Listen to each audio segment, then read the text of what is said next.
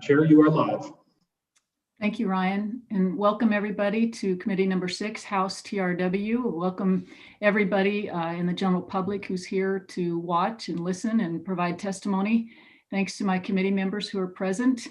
And with that, Barb, if you would please call the roll. Okay, Representative Blackburn. Excused. Okay. Representative Clausen. Excused.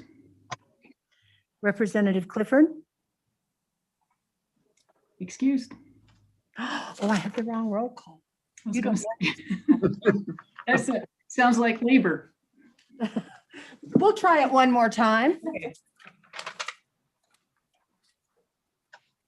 Okay, Representative Banks. Here. Representative Harrelson. Here. Representative Hunt. Here. Representative Jennings. Excused. Representative Knapp. Here.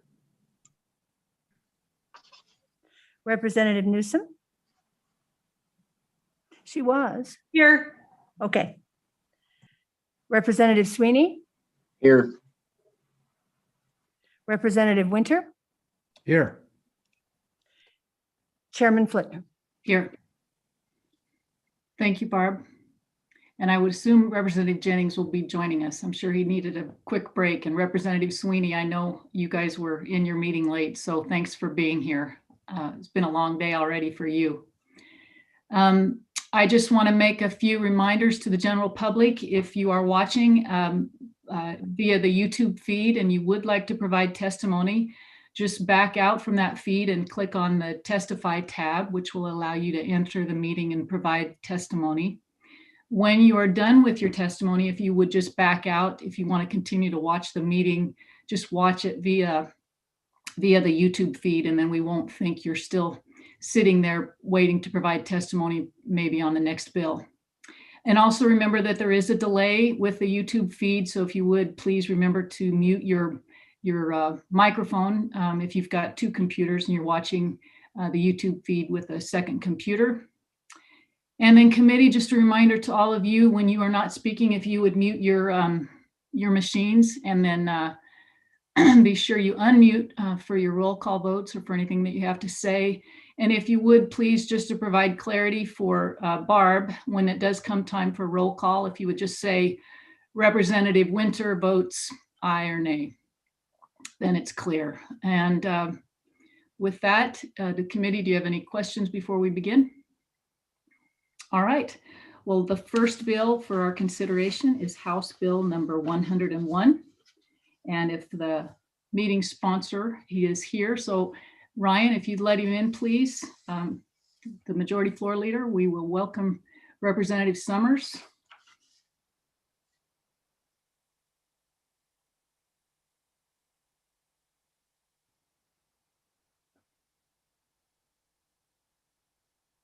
There he is. Welcome. Thank you, Madam Chairman, committee members. It's good to see you. Hopefully we'll see all of you in person next week. That'll be a fun time. So Madam Chairwoman and committee members, I bring you House Bill 101 and I ask for your favorable consideration. The state of Wyoming manages 22 elk feed grounds in western Wyoming, which feeds approximately 15,000 elk. All of these elk feed grounds exist in Sublette, Teton, and Lincoln counties. Many elk feed grounds were established in the 1940s to prevent damage to stored livestock feed. However, elk feeding began much earlier, including in the Upper Green, which is the valley I live in 1929 to prevent large-scale winter starvation resulting from disrupted migration routes.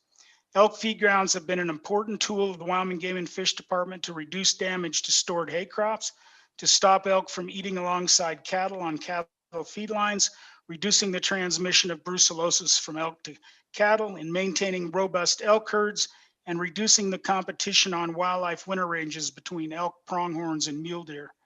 Brucellosis has been eradicated from the U.S. cattle herds everywhere but in the greater Yellowstone area, where it is now endemic in the elk herds. While elk feed grounds reduce brucellosis exposure to cattle, they also increase the incidence of the disease in elk by concentrating them in the winter. Hence, a bit of a catch-22 when you consider the increased prevalence of chronic wasting disease in wild ungulates in western Wyoming. The valleys of western Wyoming are unique in that they are extremely high elevation with historically high snowfall and cold temperatures. The historical elk winter range for elk was on the Little Colorado Desert in southern Sublette County and in the lower elevation areas of Lincoln County. The old migration routes for elk are no longer in the memory of elk herds today and were broken nearly a century ago. Elk feed grounds have been incredibly successful in reducing conflict with livestock operators and in providing great hunter opportunity through robust elk herds. Late last year, the Wyoming Game and Fish Department initiated a public process seeking detailed input to review its feed ground management policies. Due to the extreme importance of this issue to Western Wyoming ranchers and hunters, I drafted House Bill 101. This bill creates a thorough agency and public review process in the event the Wyoming Game and Fish Commission determines that an elk feed ground should be closed. The bill further elevates the decision of an elk feed ground closure to the level of the governor after a recommendation from the Wyoming Game and Fish Commission and the Wyoming Livestock Board. For those of you that don't know, the Wyoming Livestock Board is the agency that is in charge of livestock health issues.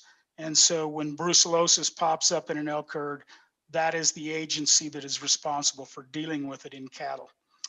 The bill provides for a public meeting if a feed ground closure is recommended by the commission. Elk feed grounds exist on state, private, and federal lands.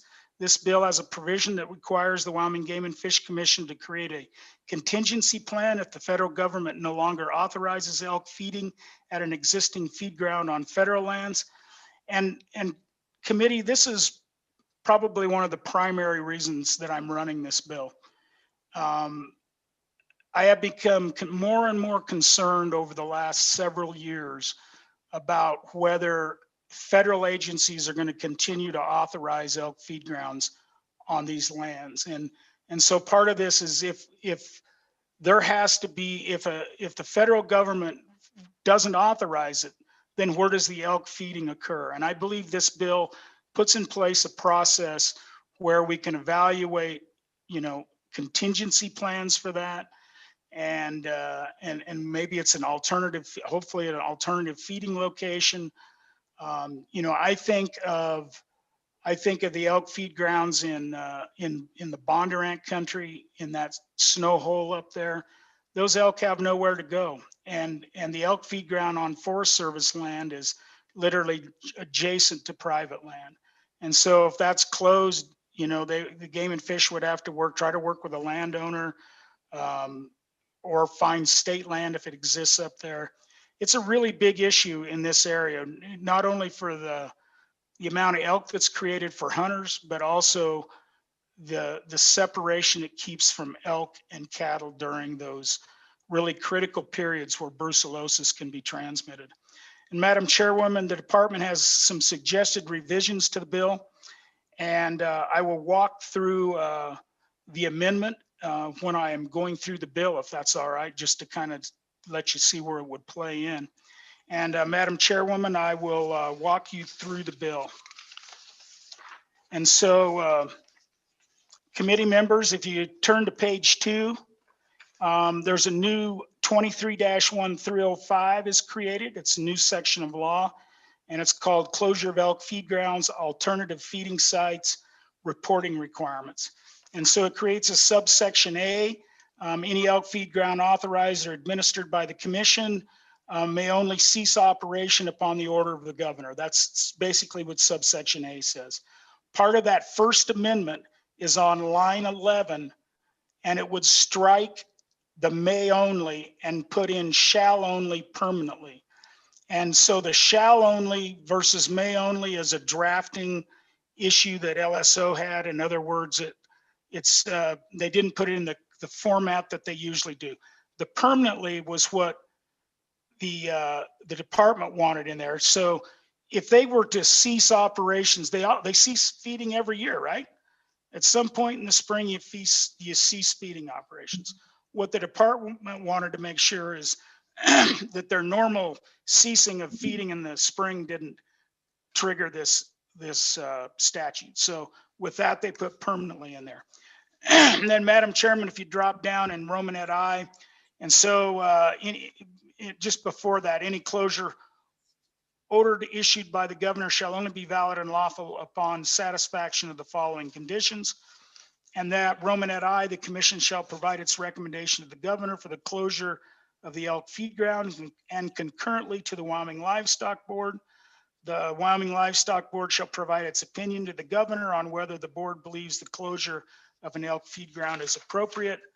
Romanet II, the commission and the Wyoming Livestock Board shall conduct no less than one public meeting in a location that fosters the most public participation by the people directly impacted.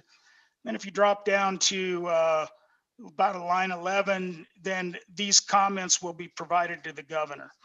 And then if you move on to subsection B, any elk feed ground authorized or administered by the commission may be temporarily closed by order of the governor due to emergency circumstances for a period not to exceed 6 months, after which the feed ground shall only remain closed in accordance with the section above and the public process that was above. Subsection C, the commission is authorized to contract or lease private lands or lands owned by the state for the purpose of an elk feed ground. This is really duplicative, but I wanted it in there. They have the ability to make these negotiations and have made them over the years.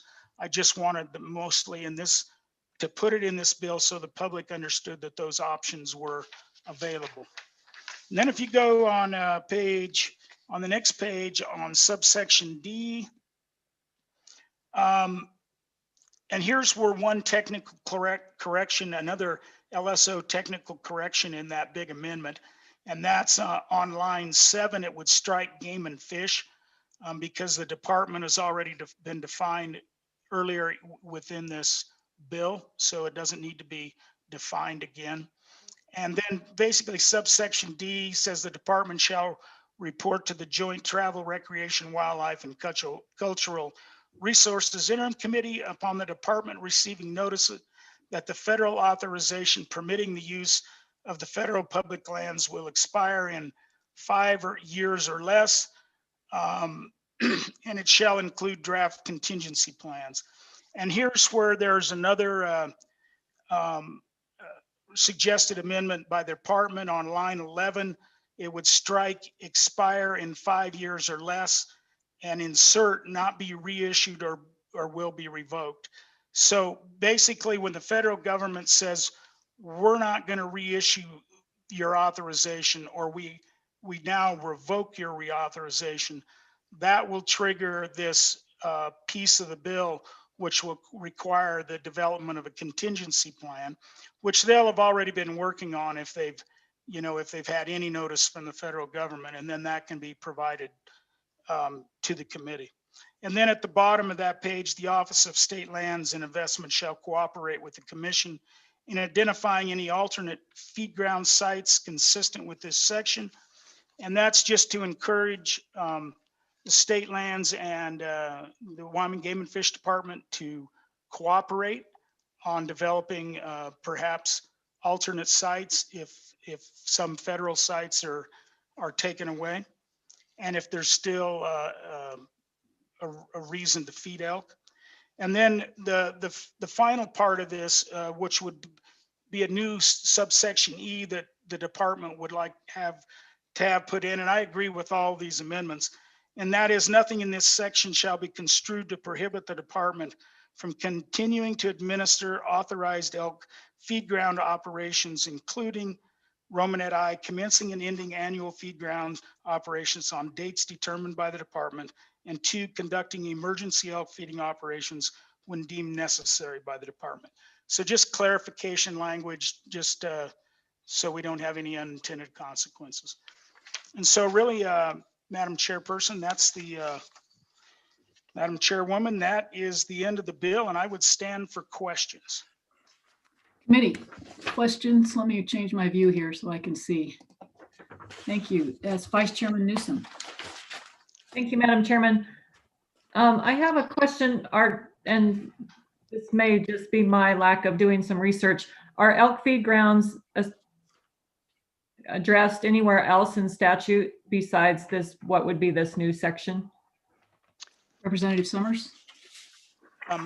Madam Chairwoman, if you look in this general area, yes, if you go to 20, I can't remember now if it's 304, and I could actually look it up, but elk feed grounds, I think, are mentioned in statute, because that's where I directed LSO to go when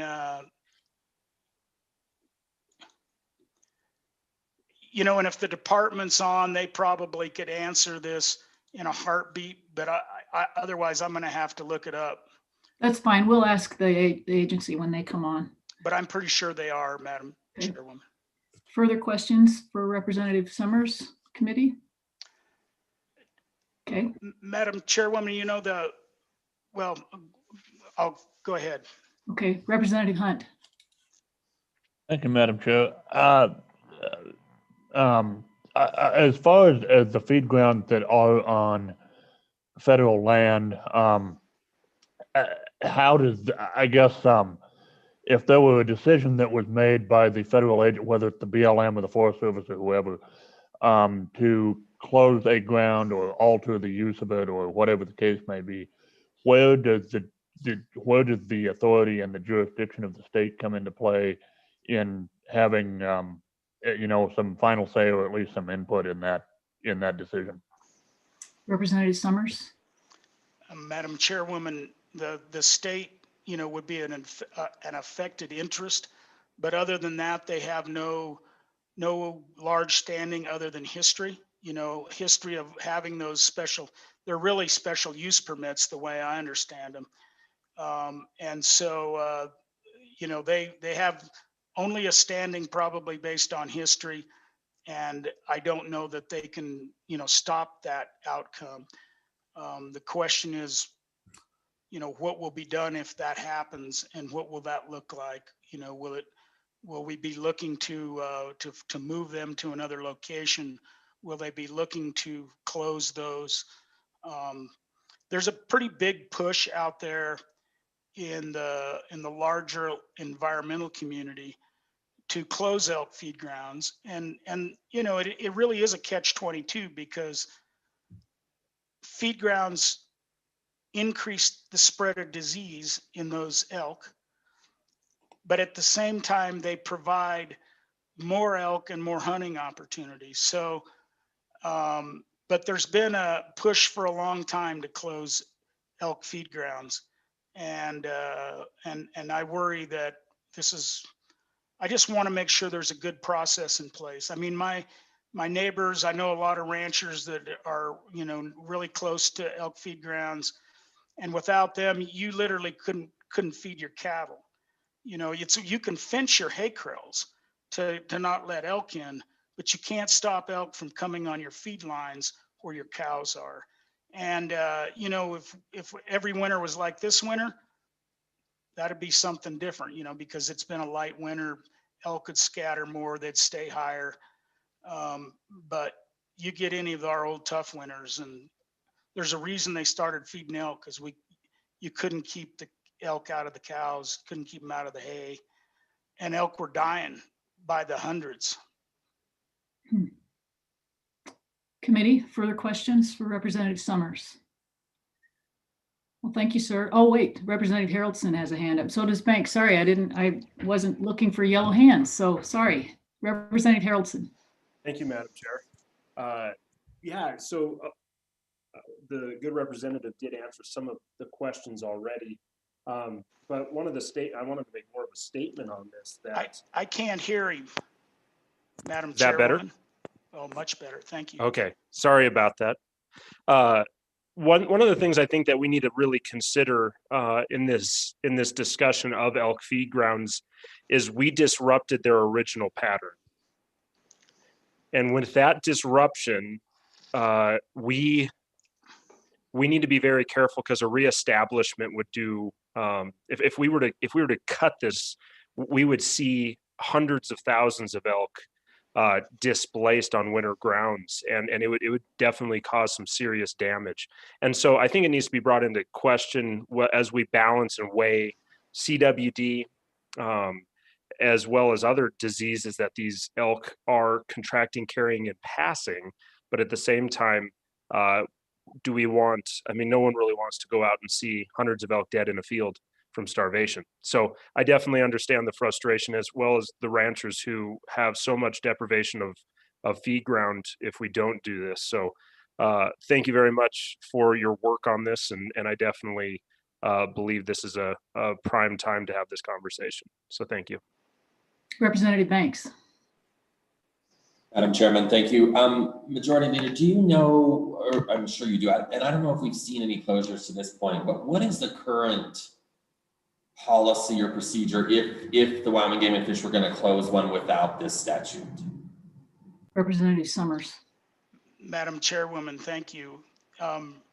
Statutorily, the Game and Fish Commission has these authorities, so they would make these decisions. In practicality with, and I think when the director of the Game and Fish Department gets on, he'll talk about it. The practicality is that would likely rise to the level of a governor decision anyway.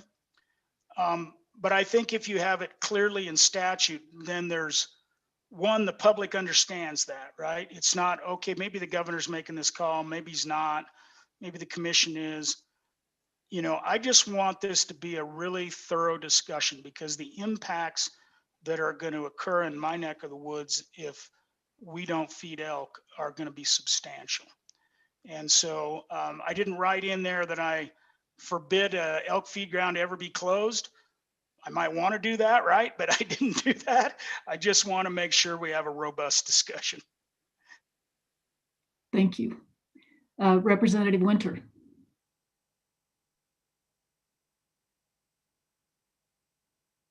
Yes, thank you, Madam Chairwoman.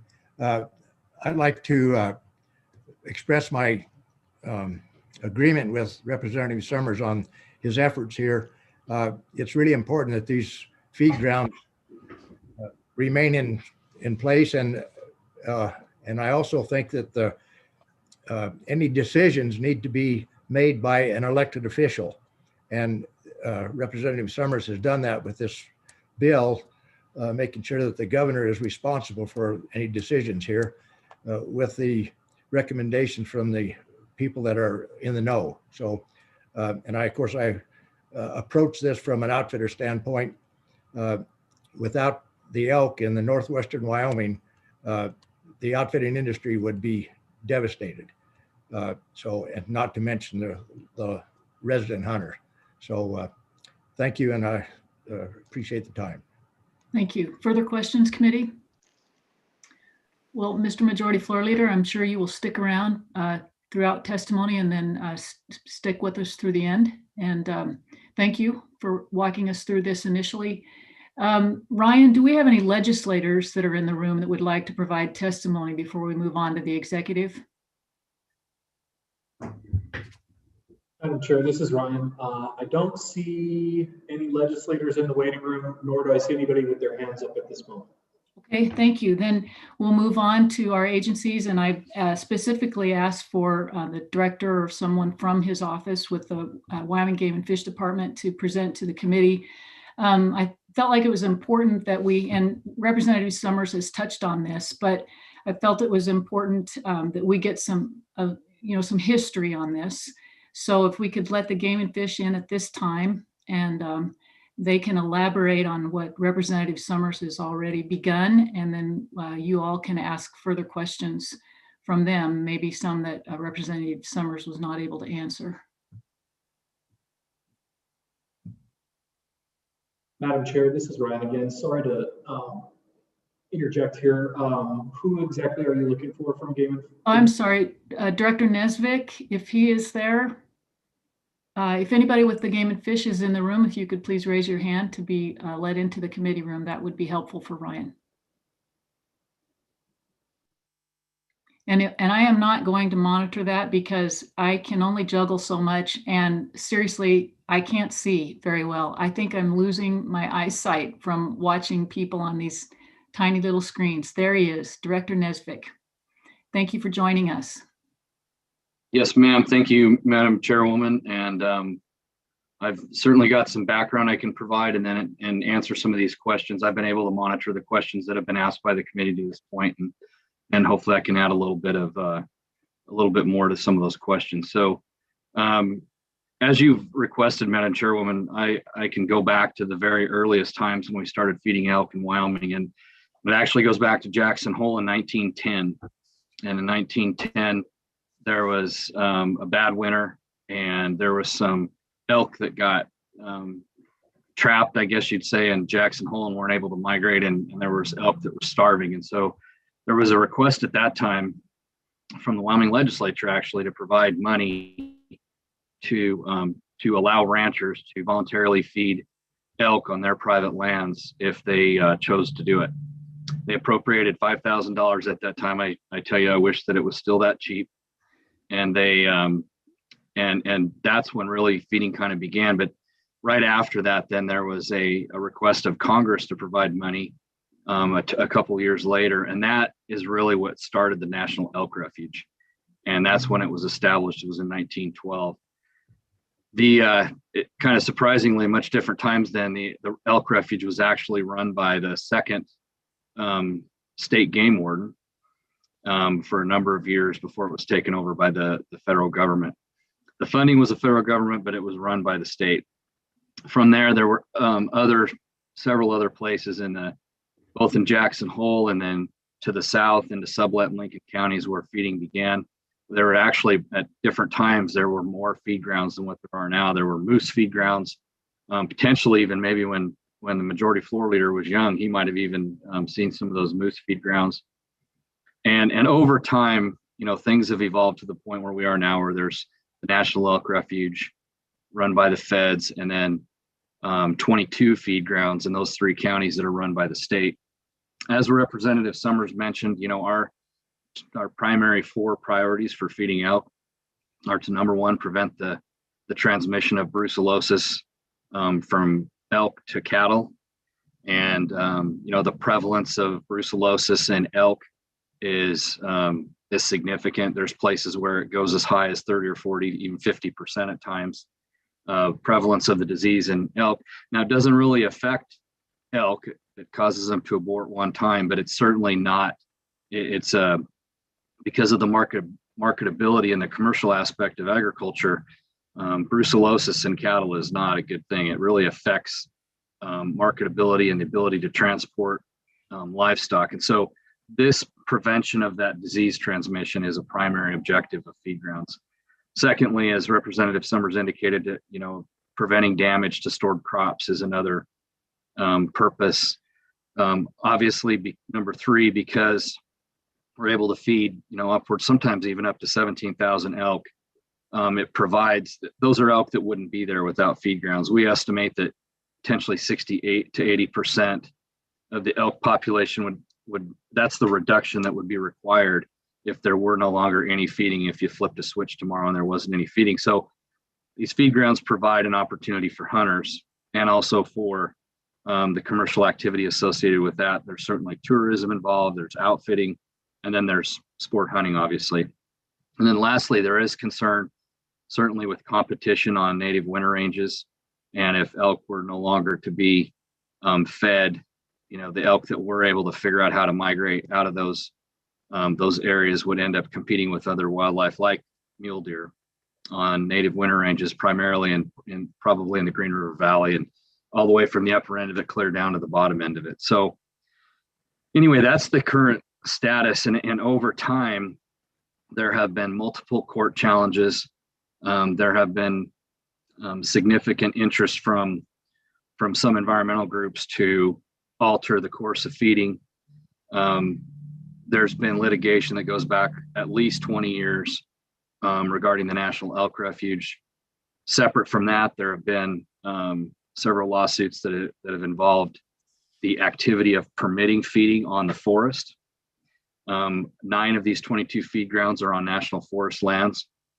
And so they're a significant partner in this. And I will say that the Forest Service has been, they involve the state very closely in decisions regarding the permits. They've always issued permits when we've requested them.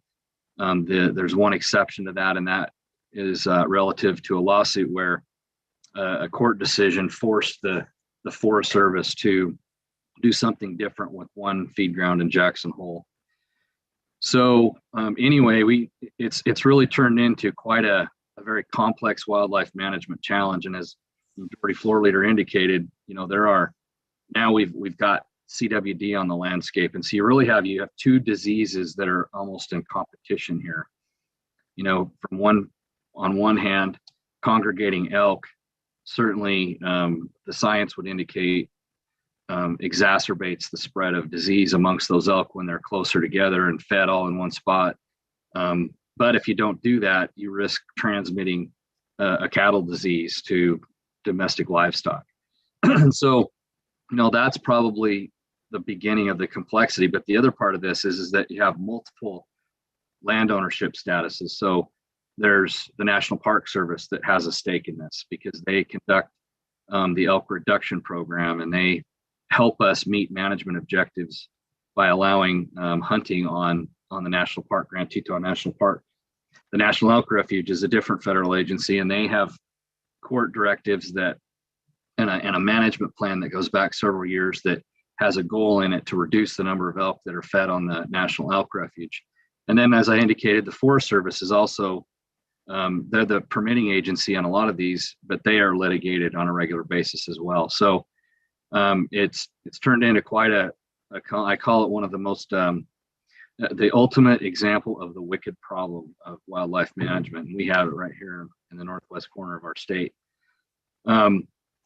We have engaged in and began kind of a public information, public outreach effort here recently over the last several months. We partnered with the other federal agencies that are involved and that are stakeholders here, and went out and did a thorough, couple-hour briefing on how, all the background, all the history, much more depth than what I just provided for you here, and then solicited feedback. We're now getting ready to transition into a second phase where we will we're gonna again engage stakeholder groups, but then start to look at a long-term feed ground management plan. One of the things I want to stress there is that this has been interpreted by some as meaning a plan to close feed grounds, and that is certainly not the objective of this effort. The objective of this effort is to, just as things have evolved over time on these feed grounds, to take the next look at how things should adapt over the next several years, and to create something that's long-term and outlines actions by the department with regards to these feed grounds.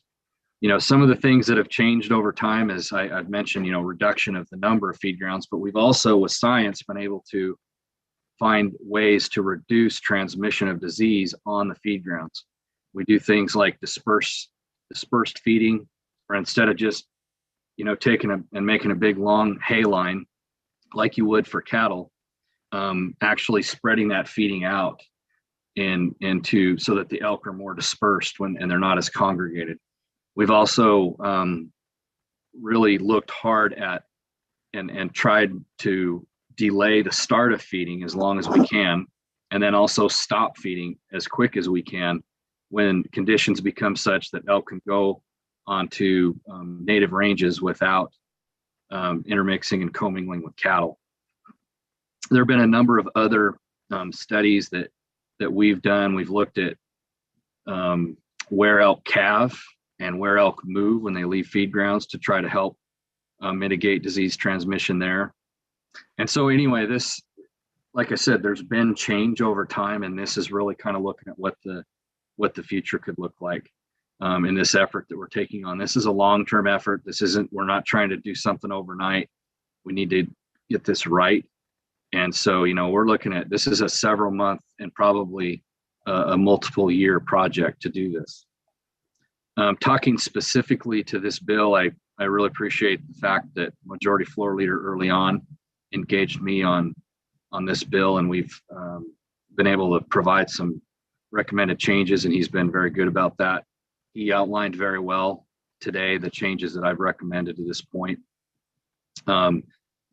Specific to some of the questions, there is a statute that provides authority from the legislature to the commission to conduct elk feed grounds. That statute is 23-1302. I'm sorry, it's 23-1304. And that provides specific authority for the department to engage in this activity. Now, talking specifically about, how would the department proceed today if, for example, there was a lawsuit and the Forest Service was ordered through, let's say, a preliminary injunction or some type of a court action was required to stop issuing permits to the department. The process would be, as Representative Summers outlined, we wouldn't engage in closing a feed ground without engaging everybody that's a stakeholder in the process. If it's court mandated, I think it's a completely different situation than if it's, let's just say we found an opportunity, we use new technology, we use science, we use some kind of an elk management tool to close a feed ground on our own. I think those two processes would be different, because if we're mandated to do it, it's got to happen a heck of a lot quicker. If there was, there could be a preliminary injunction that would say close them in a month. That's got to look different than if the department thinks that there's one that can be closed. At the end of the day, though, there's no way the department would move down this road without doing a lot of things that are in this bill. But as Representative Summers has outlined, this codifies it in statute, and it provides an outline for the public about how the process would work. I mean, today I would never recommend closing a feed ground without talking to the governor and the livestock board and the public, but again, I think this looks long term, and this provides some long-term predictability to a process long after probably most of us are here. So we have had one situation where on a feed ground where we don't even feed every year. In fact, we don't. We've had many years when we haven't fed on it. The Forest Service, based on a court action, was directed to stop feeding at that feed ground. They worked with us. It's a feed ground in the Grovont where there's two other feed grounds above it and the National Elk Refuge below it. And so we worked out a negotiation with the Forest Service over the next 5 years that we could have joint decision-making authority. If we needed to feed there on an emergency basis, we could with working with the Forest Service. But really, that's the only in recent past any kind of a closure of a feed ground. There are two pending court actions now on Forest Service feed grounds, as well as one on the National Elk Refuge. So, I don't know what the future looks like there with court action. I can't predict how that may go. The state authority, Representative Hunt brought up the state authority. And again, I think if it's on state land, we have some feed grounds on state land, we have some feed grounds on commission-owned lands, and we have some feed grounds on lands that we contract with a private landowner to feed. Though there's a lot more state authority, there's a state decision-making ability there that's much different than if we're told by basically the landlord, the federal government, to stop because of either a decision they made or a decision the court made. They have to issue a permit for us to be able to conduct these kind of operations on forest lands. So I think that answered the questions that I picked up on, and I'd be glad to provide more information or ask or answer any questions that any of you may have. Thank you, Director. Questions for Director Nesbitt, committee? Everybody get their questions answered? All right. Oh, Representative Knapp. Thank you, Madam Chair. Director Nesbitt, just for my own education, what kind of federal court actions do come on, for instance, the National Refuge? Director. Thank you, Madam Chairwoman, Representative Knapp. So, to this point, we've never had a court action with the one exception I just described that has said stop feeding. But there have been court actions that have said, hey, federal government, you need to work out a plan that's going to reduce the number of elk that you're feeding. That happened back in, I think, 2000, in the early 2000s. Follow up. Good. Director Nesbitt, could you just elaborate a little bit on that? What happened with that plan back in the early 2000s then? Thank you, Madam Chairwoman. So there was a plan that was developed, and the plan has not been fully implemented. The goal of the plan was to reduce the number of elk to 5,000 on the National Elk Refuge. That has not been achieved. And for a variety of reasons. I mean, the conditions on the ground have changed significantly since when that plan was developed in about 2007. And elk have completely different migration patterns and distribution. Elk now routinely occupy, private lands very close to Jackson, the town of Jackson, as well as the ranches that are just north of Jackson. They occupy those places now year round. And so they're very difficult to access, to manage them. And the migrations to the north have also been altered. We've also had some winters. It hasn't happened now for 3 or 4 winters where we've had distribution changes because of the presence of wolves. When there have been significant number of wolves in the Grovant, we've seen elk leave the Grovant and go other places, other feed grounds. That hasn't been a problem. Like I said, for the last few years, we addressed that with wolf hunting seasons and reduced the number of wolves in those areas. And now we haven't had that problem, like I said, for about 3 years. But yeah, things on the ground are much different than they were even when we did the last elk management plan with the federal government back in the early 2000s. And Director, can you tell us what are your annual costs and what's the proportion of what the state pays versus the feds? Thank you, Madam Chairwoman. So we share half of the cost of feed on the National Elk Refuge. That ranges based on feed costs. It's a couple $100,000. On the rest of all the other feed grounds, we pay all of the costs of those. On an average, it's actually changed. We've done some things to try to reduce those costs over time, but it's really based a lot on the hay market. And when it's a tough year for hay producers, the costs are higher. We have some years where we paid as much as $240 a ton for hay delivered to those feed grounds. And some years, when it's been down at 150, 170. So on an annual basis, it varies. We budget about $2 million a year. Some years it's less than that, depending on the hay market. Some of the things we've done to try to flatten the peaks and valleys is we initiated about 5 or 6 years ago a hay banking program where we built some additional hay sheds in places where you can access them in the winter to take advantage of hay markets that when the hay market went down in the winter, we could go and purchase hay and put them in these hay banks so we have it stored, kind of like putting a little bit of money in the bank, so that in the years when the hay costs are higher, we can draw off the bank. And we've also bought some of that hay in the summer when the prices are good as well. And that has helped flatten the curve, or flatten the peaks and valleys over the last several years. As far as revenues that are received directly related to elk management and those herds, it actually comes fairly close to that when you consider elk license costs, and also in those areas where hunters are harvesting elk and feed ground herds, we call them, basically elk that spend some time on feed grounds.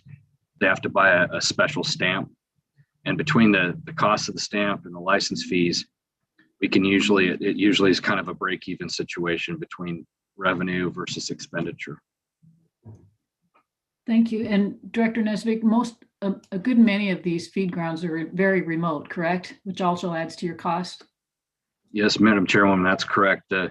It's we've got to consider that every time we determine a place on a feed ground where we're going to put up a hay shed, because it's got to be able to be accessed by a semi. Some of these places are not far off a highway, and some of them are a long ways off of a highway and are on a dirt road. So the other challenge that we find now is that back in 1970, nearly probably every feed ground was fed using a team of horses and a sled. And now it becomes more and more difficult to find people that have those skills that we can hire. Our elk feeders are not permanent game and fish employees. We just contract with people each winter. They go out and on a daily basis, they're paid to feed those elk every single day. But we are running into troubles finding those kind of people with those skills. And so we've converted some feed grounds to being fed with tractors. That brings in a whole new set of challenges, because as the majority floor leader can attest to, there's days in Bondurant, Wyoming and Pinedale, Wyoming, where it's 40 below zero. And so, equipment it's an alternative, but it's not a foolproof alternative to being able to be out there every single day and feed those elk. And one last question, has the Game and Fish Department then also imagined the scenario of if you were to just close these feed grounds and this disaster that you spoke of happened, and what has it ever been played out, what the cost might be, not only to the number of the losses in terms of wildlife losses, but what it might cost to local ranchers too? Thank you, Madam Chairwoman. There's not a good in-depth cost analysis of that. However, we have looked at contingency plans on those feed grounds where we see maybe the most threat, where we could potentially lose the ability to feed. And we have entered into some discussions. I got to be careful about talking about, property rights. I don't want to reveal individual landowners. I respect their private property rights, and I don't want to talk about specific negotiations, but we have looked at those potential scenarios and tried to find ways to work around those if we were, if we didn't have any other option. Thank you. Committee, further questions? Oh, one other thing I did think of is, Director Nesvik, would the federal government provide the state of Wyoming enough time if and when they ever decided to close these feed grounds? I mean, would they, or would it just be abrupt? I mean, I know you've mentioned if there was litigation, and litigation would probably constitute an abrupt end, but in terms of the federal government, if it were to come from that end, do you see them working with the states? Madam Chairwoman, I can tell you that the Forest Service's track record in working with us on all of these feeding operations is very good. And I don't believe that if it was up to them that they would, try to put us in a tough spot by turning the light switch off overnight. I think that if they felt like they had to go that direction, that they would provide us some time and try to work with the state. On the Elk Refuge, I would like to hope that the same thing would happen. I do know that, they, because of this litigation, they're probably in a little different spot. They have worked very closely with us, though, on this elk management plan and trying to find solutions that are amenable to the state and the federal government. Thank you, sir. I appreciate you answering all my questions. If you want to just stick around in case something else were to arise, but thank you for your time. Appreciate it. And Ryan, do we have any other agency folks in the waiting room? Director True, I think, with the Wyoming Livestock Board should be here to testify as well. Madam Chair, I'm letting them in right now. Thank you.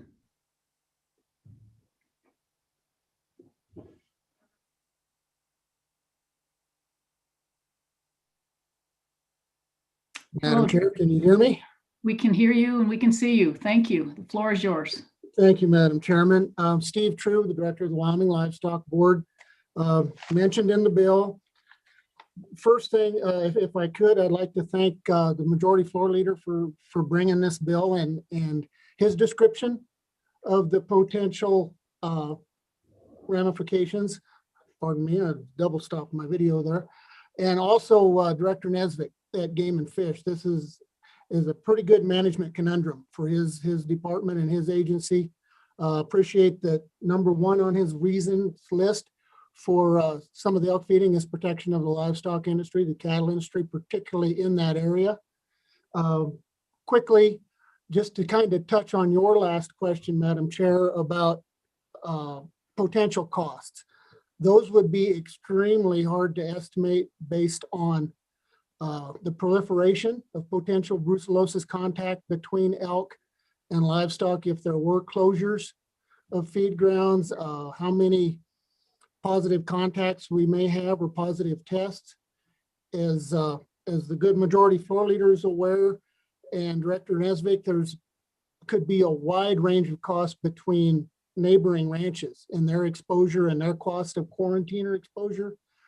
And the overall risk to livestock or cattle producers statewide of restrictions, market restrictions on those producers from other states due to exposure of brucellosis to those cattle. So that would be a quick overview to that question that you offered.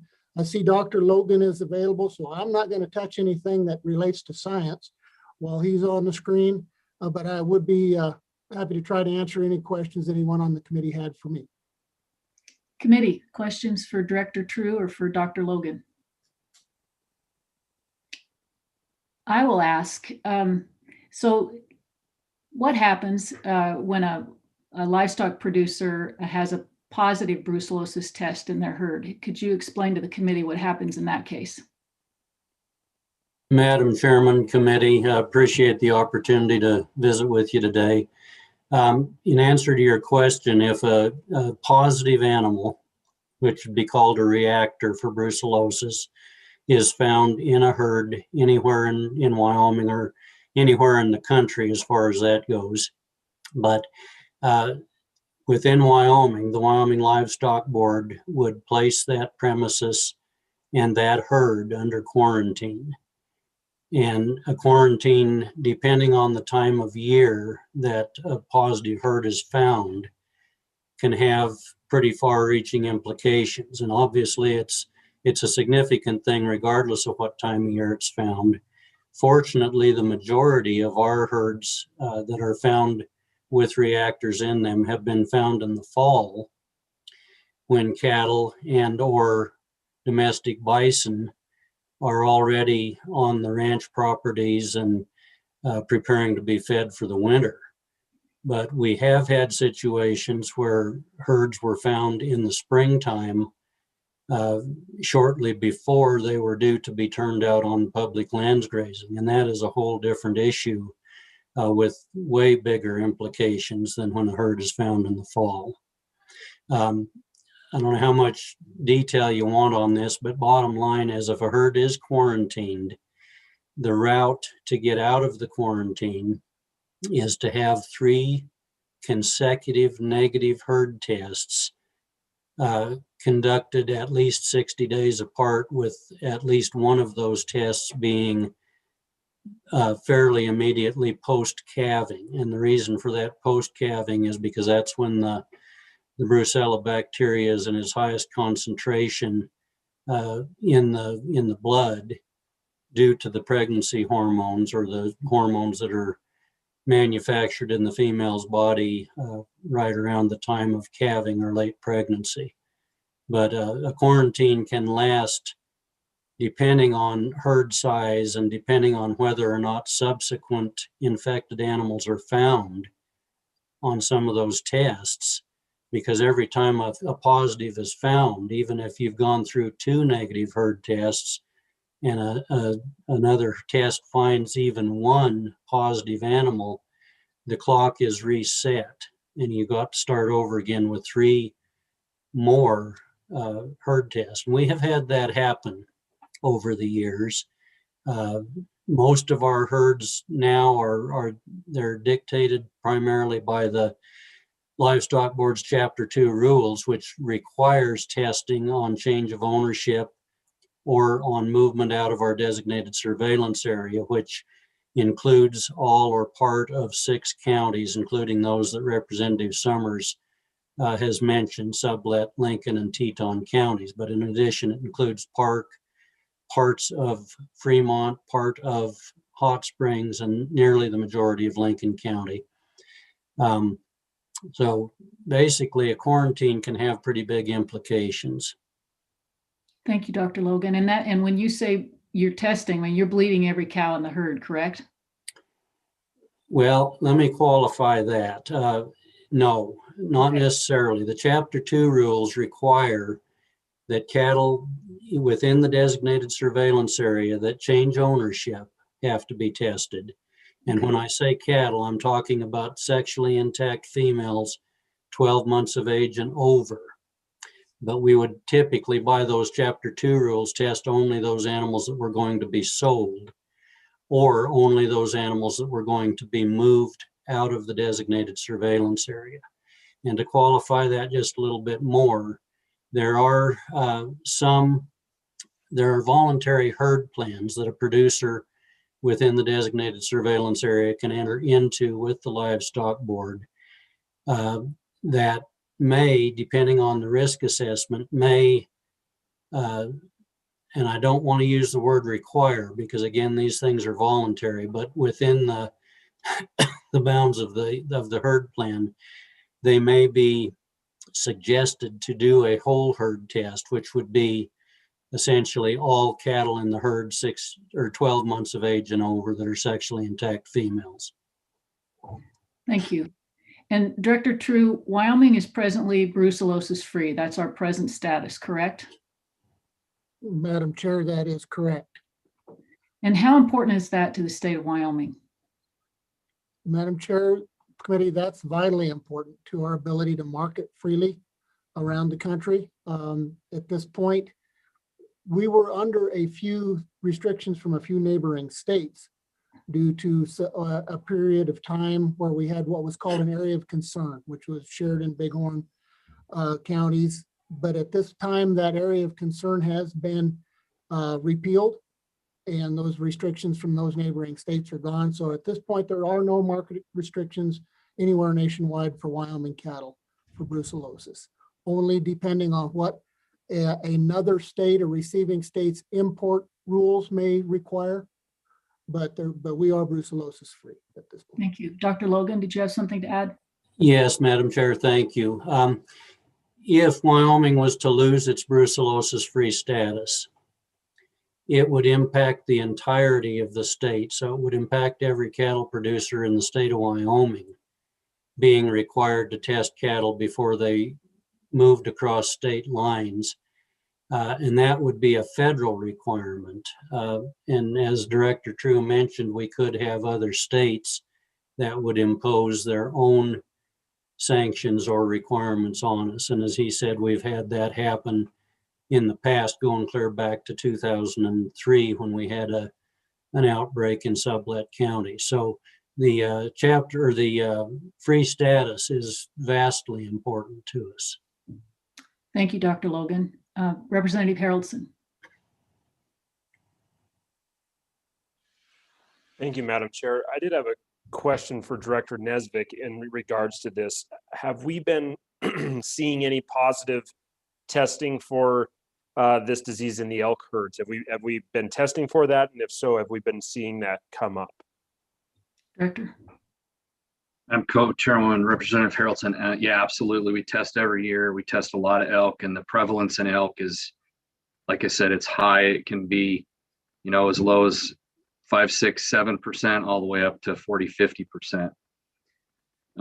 There's some, it's kind of complicated what that test really means, but essentially it's a blood test, and if it's positive, it indicates that animal has been exposed to the disease. It doesn't necessarily mean they've contracted it and they are aborting calf, have aborted a calf, but it just means they've had the presence of Brucella abortus in their bloodstream and they've developed antibodies. Dr. Logan. Thank you, Madam Chair. I want to just point out too, just a point of clarification, all of Wyoming's cattle brucellosis positive herds, and there have been approximately 20 of them over the last about 23 years. All of those herds were found to have had infected elk source as the origin of the infection in the cattle herd. So the elk cattle interface is really, really important here. Thank you, sir. Further questions, committee? All right, Director True and Dr. Logan, I thank you both for your testimony. Thank you. You're welcome to stick around in case there are further questions. Thank you. Ryan, if we have anybody else from the executive branch, if we could just have them please raise their hands. Otherwise, then we'll move on to public testimony.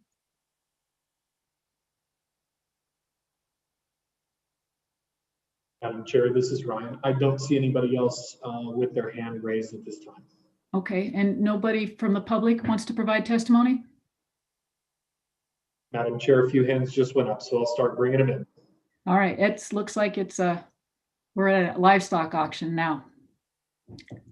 Antler auction.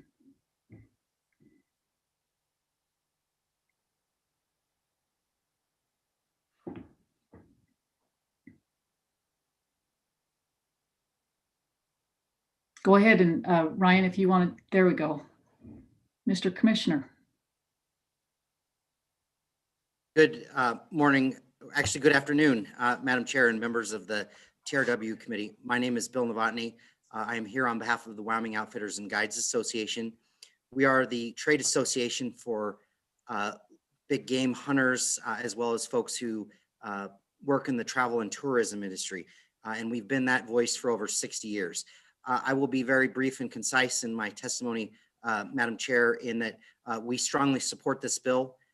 We appreciate the work of the majority floor leader and his colleagues co-sponsoring this bill to ensure that we are able to protect our very critical resource of elk with the continued operations of these feed grounds. I do want to be clear that our support for this in no way is any indication of disapproval of any of the work that the Game and Fish has done to continue to operate the feed grounds in Wyoming. But we think this is a critical piece of legislation, and we hope that the committee would advance it favorably. And with that, Madam Chair, I would stand for any questions. Thank you. Questions for Mr. Novotny? All right. Thank you, sir. Good to see you. Appreciate it.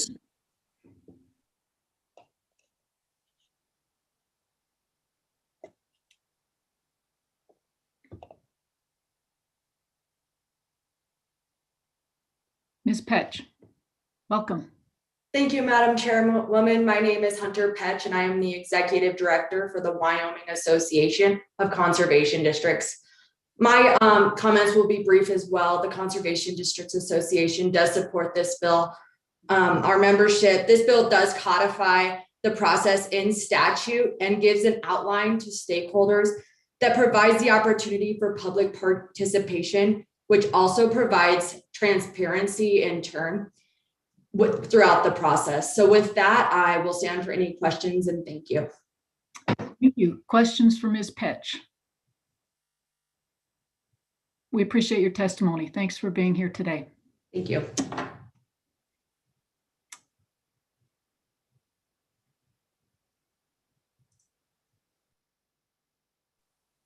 Ms. Johnson, welcome.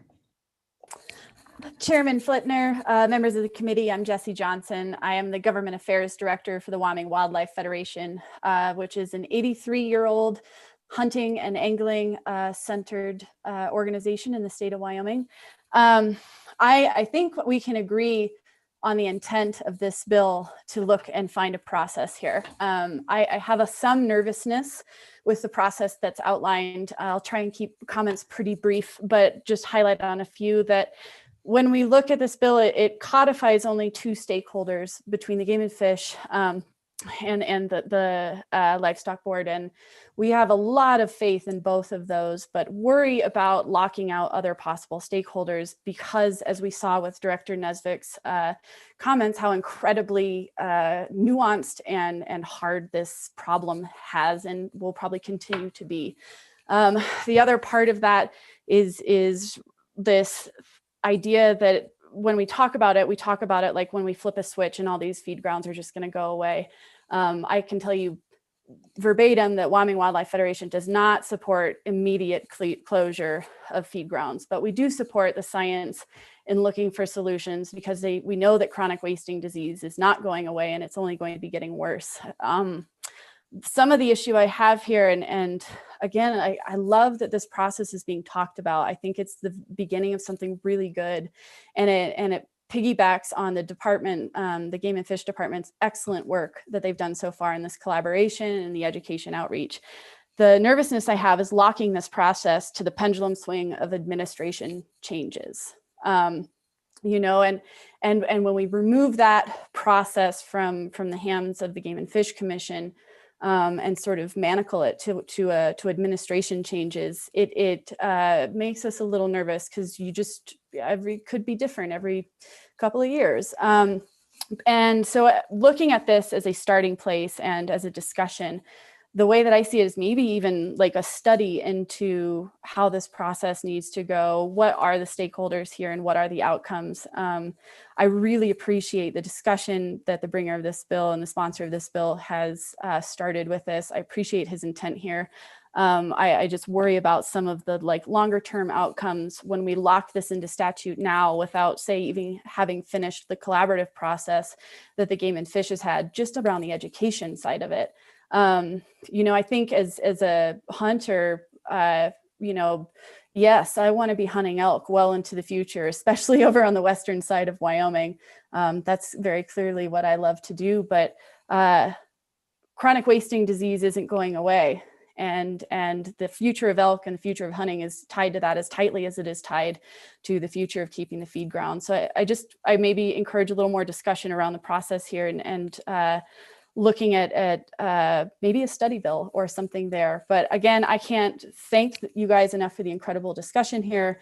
The Game and Fish Department has done an amazing job in managing this. The Commission's done an incredible job. I wonder if we have a little more discussion here and wait for that collaborative process the Game and Fish has done to sort of continue through. Thank you. And I'd stand for any questions. Any questions for Ms. Johnson, committee? Okay, thank you for your testimony. We appreciate it. What do we have next, Ryan?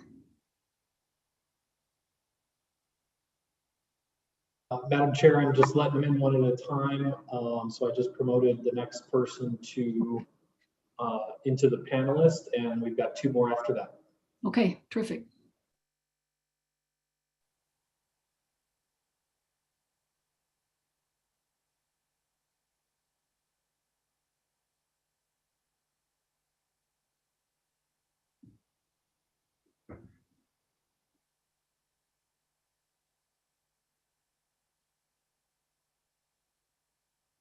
I thought I saw Director Magagna's name pop up on the screen, but I bet it looks like he's having some difficulties. Madam Chair, I'm on. If you can hear me, for some reason, it's not letting me start my video. That's fine, Mr. Magagna. We can hear you fine. Please proceed. Okay, thank you very much. I'm Jim Magagna, Executive Vice President of the Wyoming Stock Growers Association. In terms of where we fit into this picture, we've represented the cattle industry in Wyoming for 149 years. We're getting ready to celebrate our 150th anniversary in 2022. As I look, if I might for a moment, Madam Chair, back to the history of the elk feed grounds and what that has meant. We often hold these out as an example of where, through some very difficult challenges, the ranching industry in northwestern Wyoming and the sportsmen in that area of the state and who love to hunt in that area of the state were able to come together and find a win-win solution. Had we not succeeded in doing that many years ago, for one thing, we would not have the abundant elk population that we do today in that part of the state for reasons that have already been discussed.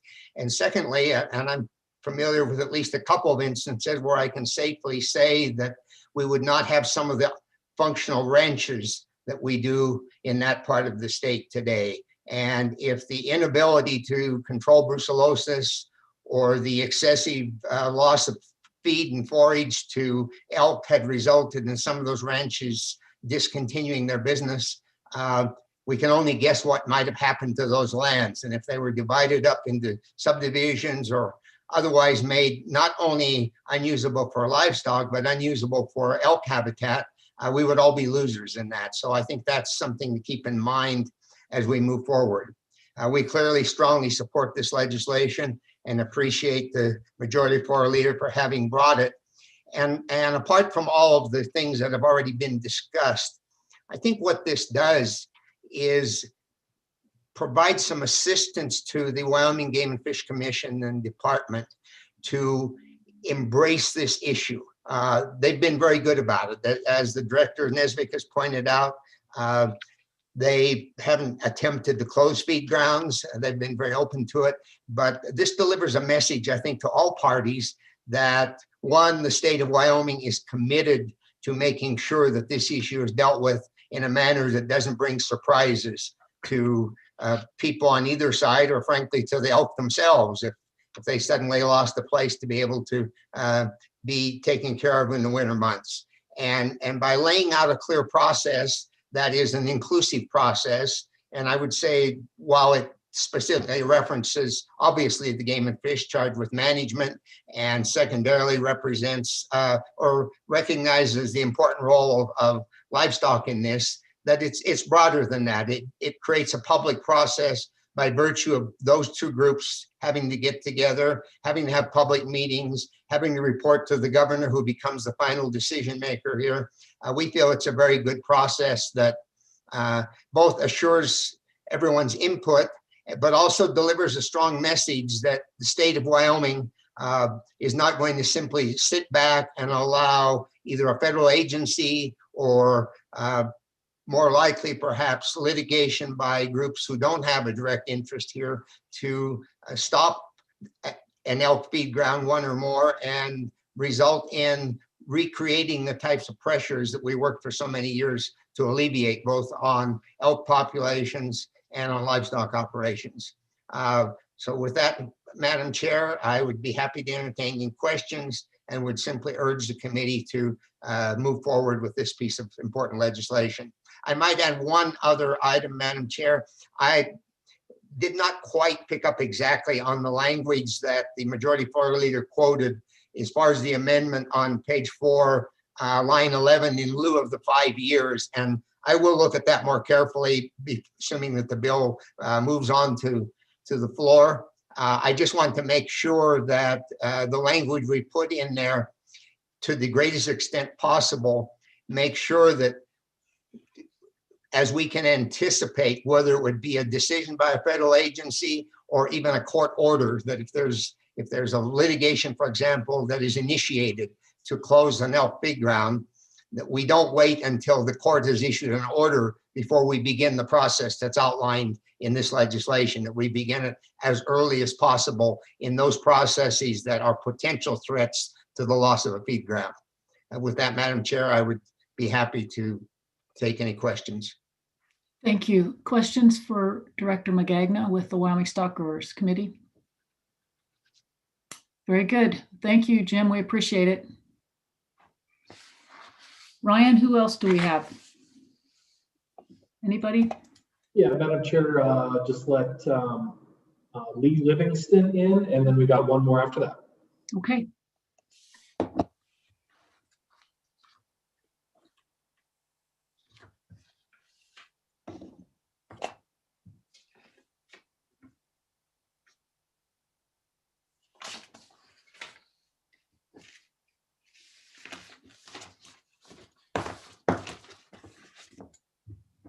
There he is. Commissioner Livingston, welcome. You're muted. There you go. I'm sitting in a parking lot, Shoshone. I hope you can hear me well. We can hear you fine.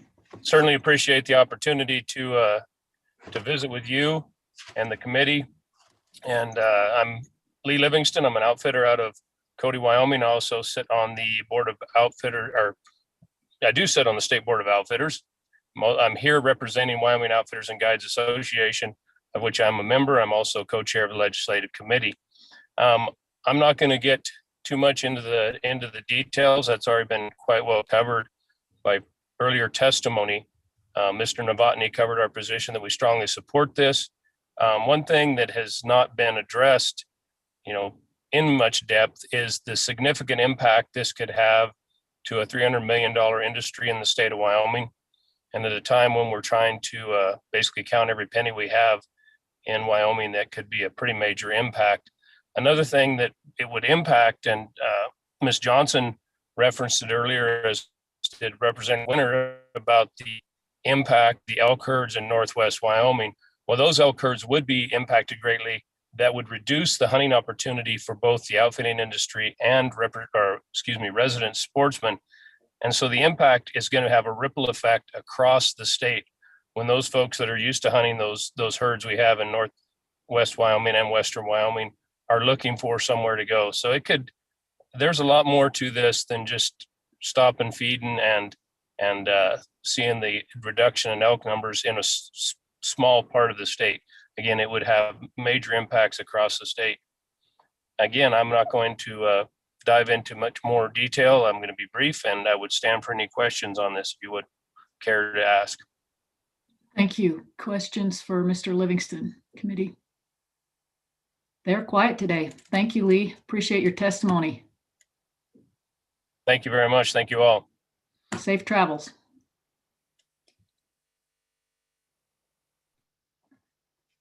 Mr. Colligan, welcome to the committee. The floor is yours. Thank you, Madam Chair and members of the committee. Oh, we lost him. Hopefully he'll come back.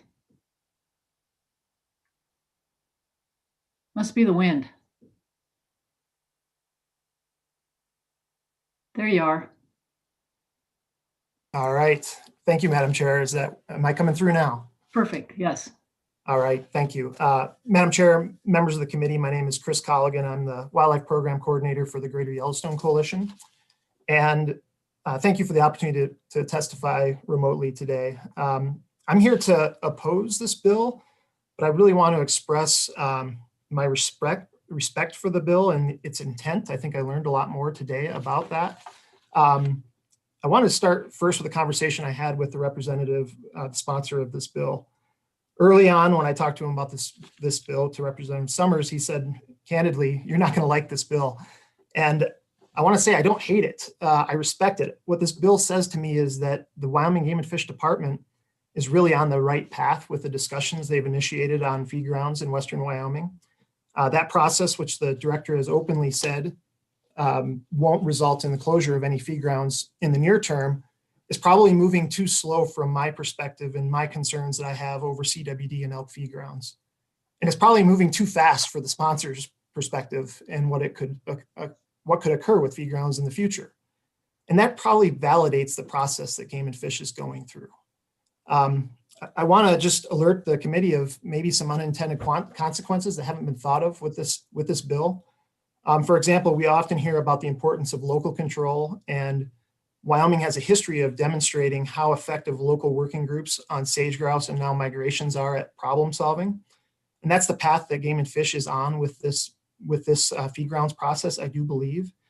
And I think this bill would elevate those decisions to Cheyenne instead of working with the local community stakeholders and game wardens and reducing conflicts on the ground between elk and livestock. Also, this bill would elevate management decisions over feed grounds on property that the Game and Fish just doesn't own, creating some private property concerns. Remember, Game and Fish only owns property on 8 of 22 feed grounds that it operates. The other 14 have another landlord, whether that's the federal lands or some of them are on private lands. And that landlord will make the decision ultimately if feed grounds exist on those properties. Lastly, I want to highlight a component of this bill that I think really has some merit and is worth further discussion. The bill would direct Game and Fish Commission to look for alternative locations for feed grounds. And as anyone who has fed elk among the boulders of Scab Creek, along the highway at Dog Creek, downwind of the sewage plant here in Jackson, there are some better places for feed grounds. And I think that this should be a consideration for Game and Fish through its public process. There are opportunities to find better locations that would reduce these conflicts between elk and cattle and possibly reduce the need for supplemental feed and the costs associated with it and the potential disease transmission. I think that's really important for this committee to consider as you work this bill and it moving forward. But recognize this is a very expensive proposition. Acquiring new habitat and new property for the Game and Fish Commission to authorize feed grounds on would necessitate budgeting millions of dollars. And I don't think that was the sponsor's intention, but I think there should be a budget associated with this process that Game and Fish is embarking on. In closing, I urge the committee to let the public process that Game and Fish has started continue, knowing full well that the governor and livestock board are very important constituents and ultimately decision makers in this process. And that probably makes the bill unnecessary. There are also many other important stakeholders in the process, including the local communities that are affected, and they need to be included in those decisions. And Game and Fish has a process which will already engage them. Thank you for the opportunity to comment, and I'd stand for any questions. Questions for Mr. Colligan? Let me get my view back here. Committee. Representative Sweeney. Thank you, Madam Chairman. Is your organization that you're representing today part of the lawsuit process? Mr. Colligan. Madam Chair, Representative Sweeney, not currently. We have a long history of working on elk feed grounds and have in the past been involved in litigation at the National Elk Refuge. Currently, we are working to try to reduce conflicts on the ground by working with landowners and Game and Fish, working to create separation between elk and livestock. Ultimately, the reason we feed elk is because of these conflicts, and the solution to feed grounds, we think, demands a look on the ground and working with people to solve the problem. So that's the direction we're headed. We're not involved in any lawsuits today. Representative Haroldson. Thank you, Madam Chair.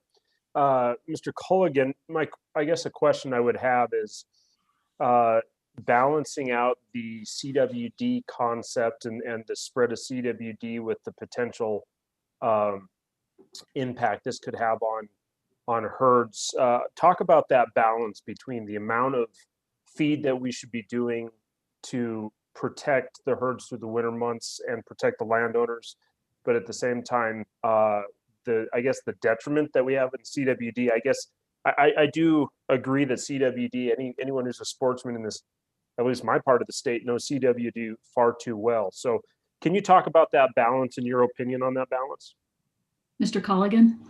Madam Chair, Representative Haroldson, thank you for the question. And I think really points to the difficulty of this issue. Trying to balance maintaining a robust elk population and reduce conflicts at the same time in the face of CWD is one of the hardest challenges we have in Western Wyoming. I think that the balance really demands looking at those costs. And when you look at, if you think about the decisions that need to be made, and we will make mistakes. We're human in making mistakes in these management decisions. One of the benefits of thinking about elk and the biology of elk is they are a renewable resource, right? They will replace themselves. Elk across North America have bounced back from nearly the brink of extinction. And so, the idea that we might make a decision that will kill all the elk, I think is really overblown in the public.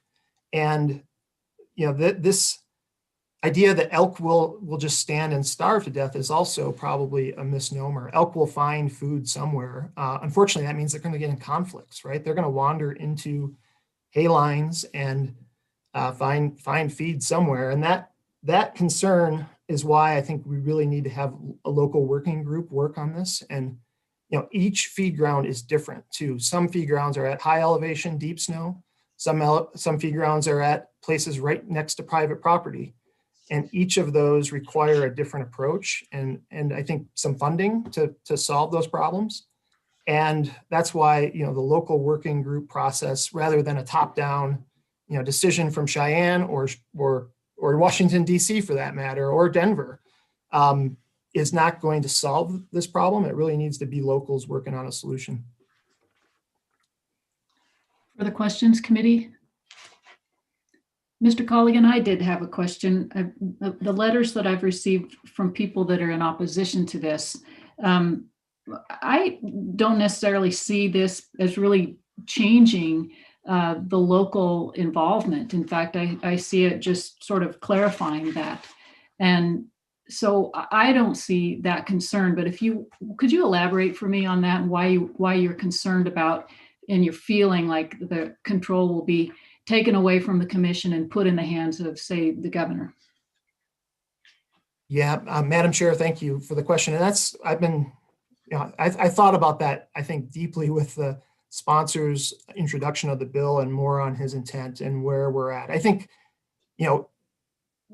Game and Fish isn't going to make any decisions in the near term right now. And so that makes this pretty unnecessary. And I think what this bill would do is up the ante of the politics of an already very political conundrum and, put it on the lap of the governor or any future incoming governor, as we haven't even proposed direction yet on where the department is heading. And so I say, give the process a chance to work out that Game and Fish has started on, and perhaps in the future, the legislature doesn't like those determinations and this bill reemerges, but I think give it a chance. This bill tells me that, I feel that the sponsor thinks things are moving a little too fast from the department with the way they propose their activities. And I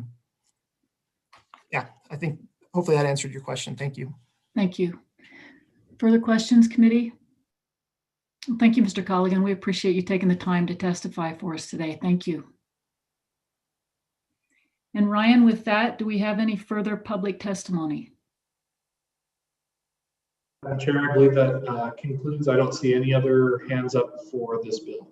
Okay, then at this point, we will close public testimony. And committee, I would ask, what is your pleasure?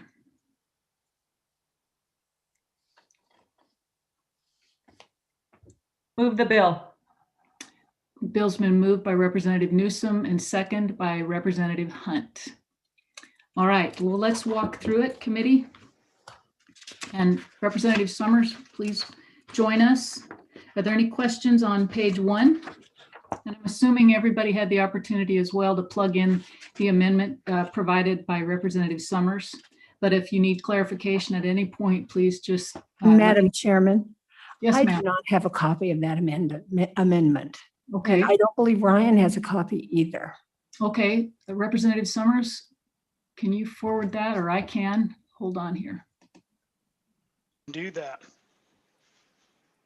Are you doing it? I can do that, Madam Chair. I'll send it to Ryan. I have his email. That's perfect. He has a printer. I'll send it as well. And so Ryan, you'll make any changes on that for me, please? So then we can process through the lawyers. And my apologies, Barb, Ms. Austin, I should have made sure that you had a copy of that. So we're all kind of stumbling here with this virtual. Well, I don't think it's posted anywhere where we can get it. Okay. So. Well, hopefully we won't have this problem again, but if ever again, I'll make sure you get a copy. Thank you. Vice Chairman Newsom. I have a question, point of order. Do we need to move the amendment first before we move the bill?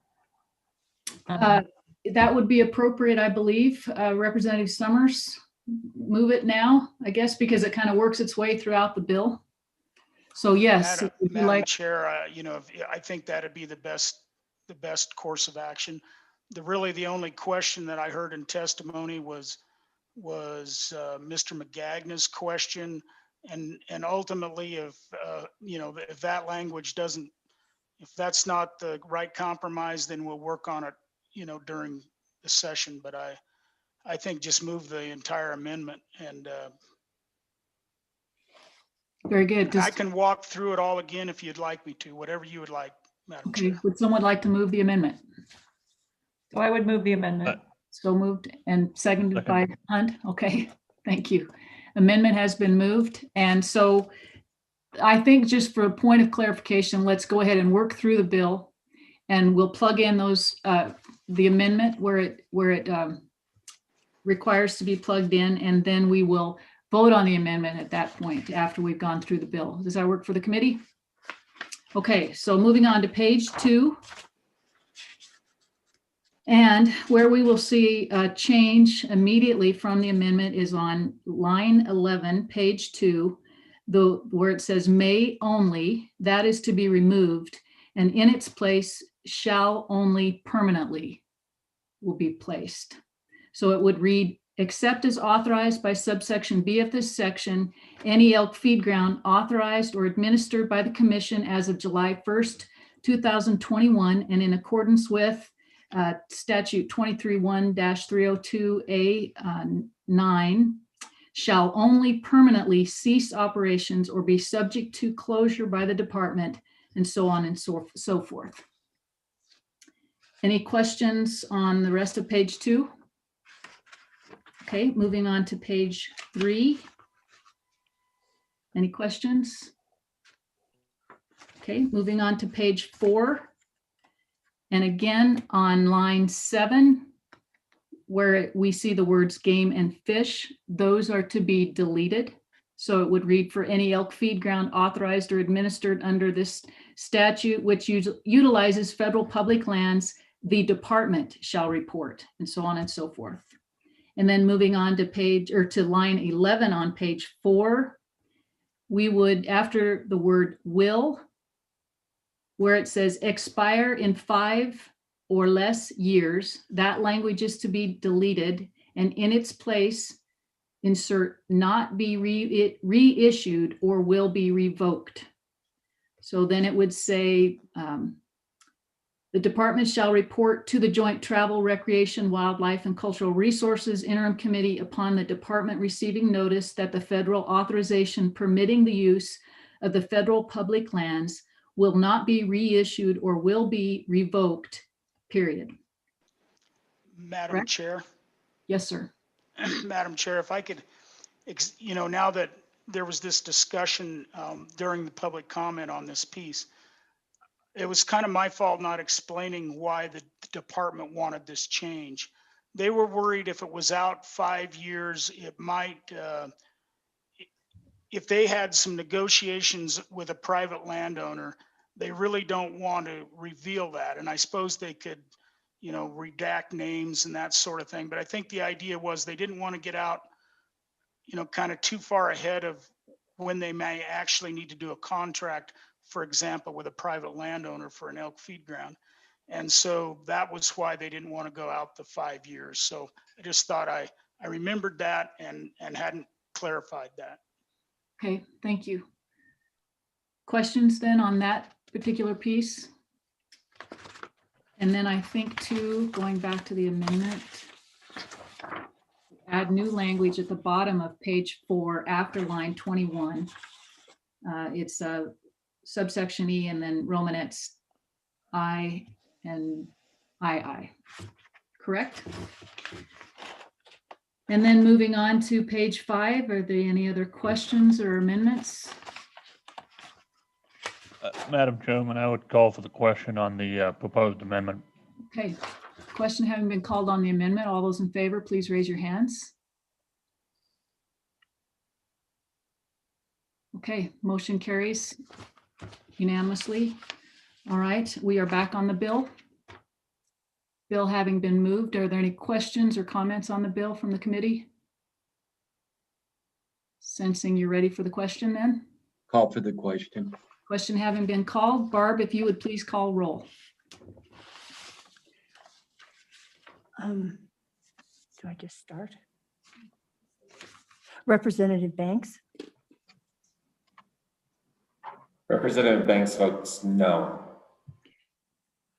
Representative Harrelson, Representative Harrelson votes yes. Representative Hunt, Representative Hunt votes aye. Representative Jennings, Aye. Representative Knapp, Representative Knapp votes aye. Representative Newsom, Representative Newsom votes aye. Representative Sweeney, Sweeney, aye. Representative Winter, Winter, aye. Chairman Flitner. Flitner, aye. All right. Mr. Madam Majority Chairman, committee, thank you. Appreciate it. Thank you, sir. And committee, with that, it is now 3:05. Let us take is a 5-minute break good enough for you, or do you need 10? 5? And Representative Jennings, you and Representative Sweeney have already had a great long day. So if you need 10, you are excused. We'll see you in 5 minutes.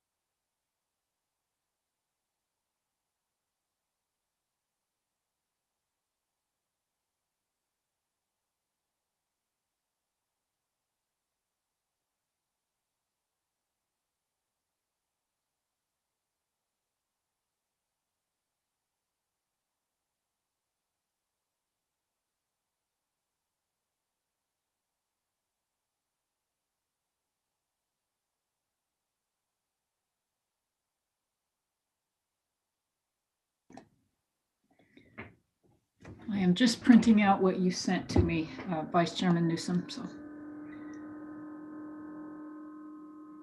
as we get a quorum here, we'll proceed.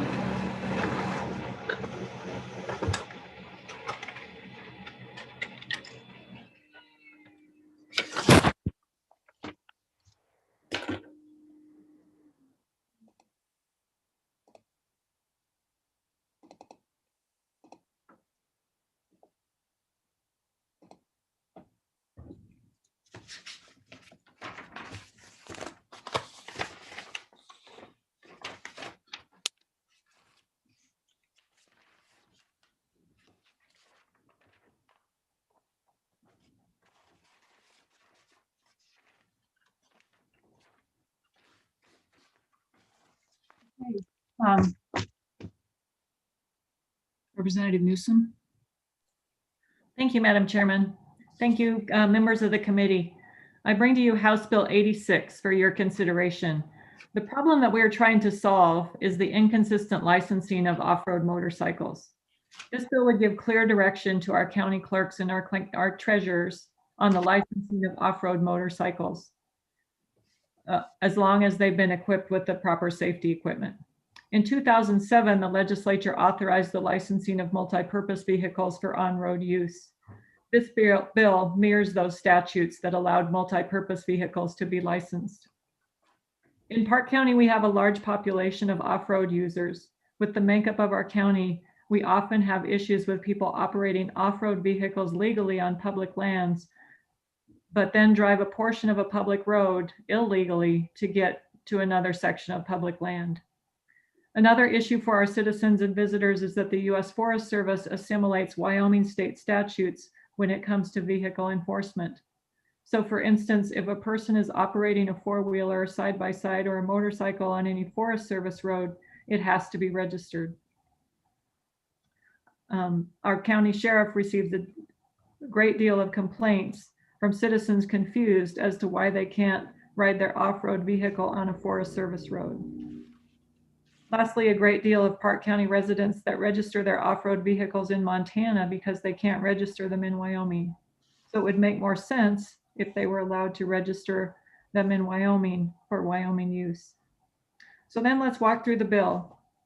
As you look at your bill, on page 1, it lays out the intent of the bill, which is to give county clerks and treasurers authorization to license off-road motorcycles in a similar manner as they register multi-purpose vehicles, given that they have the proper safety equipment. Page 1, line 10 starts with the creation of a new statute. Then as you move to page 2, it defines motorcycles that may be registered.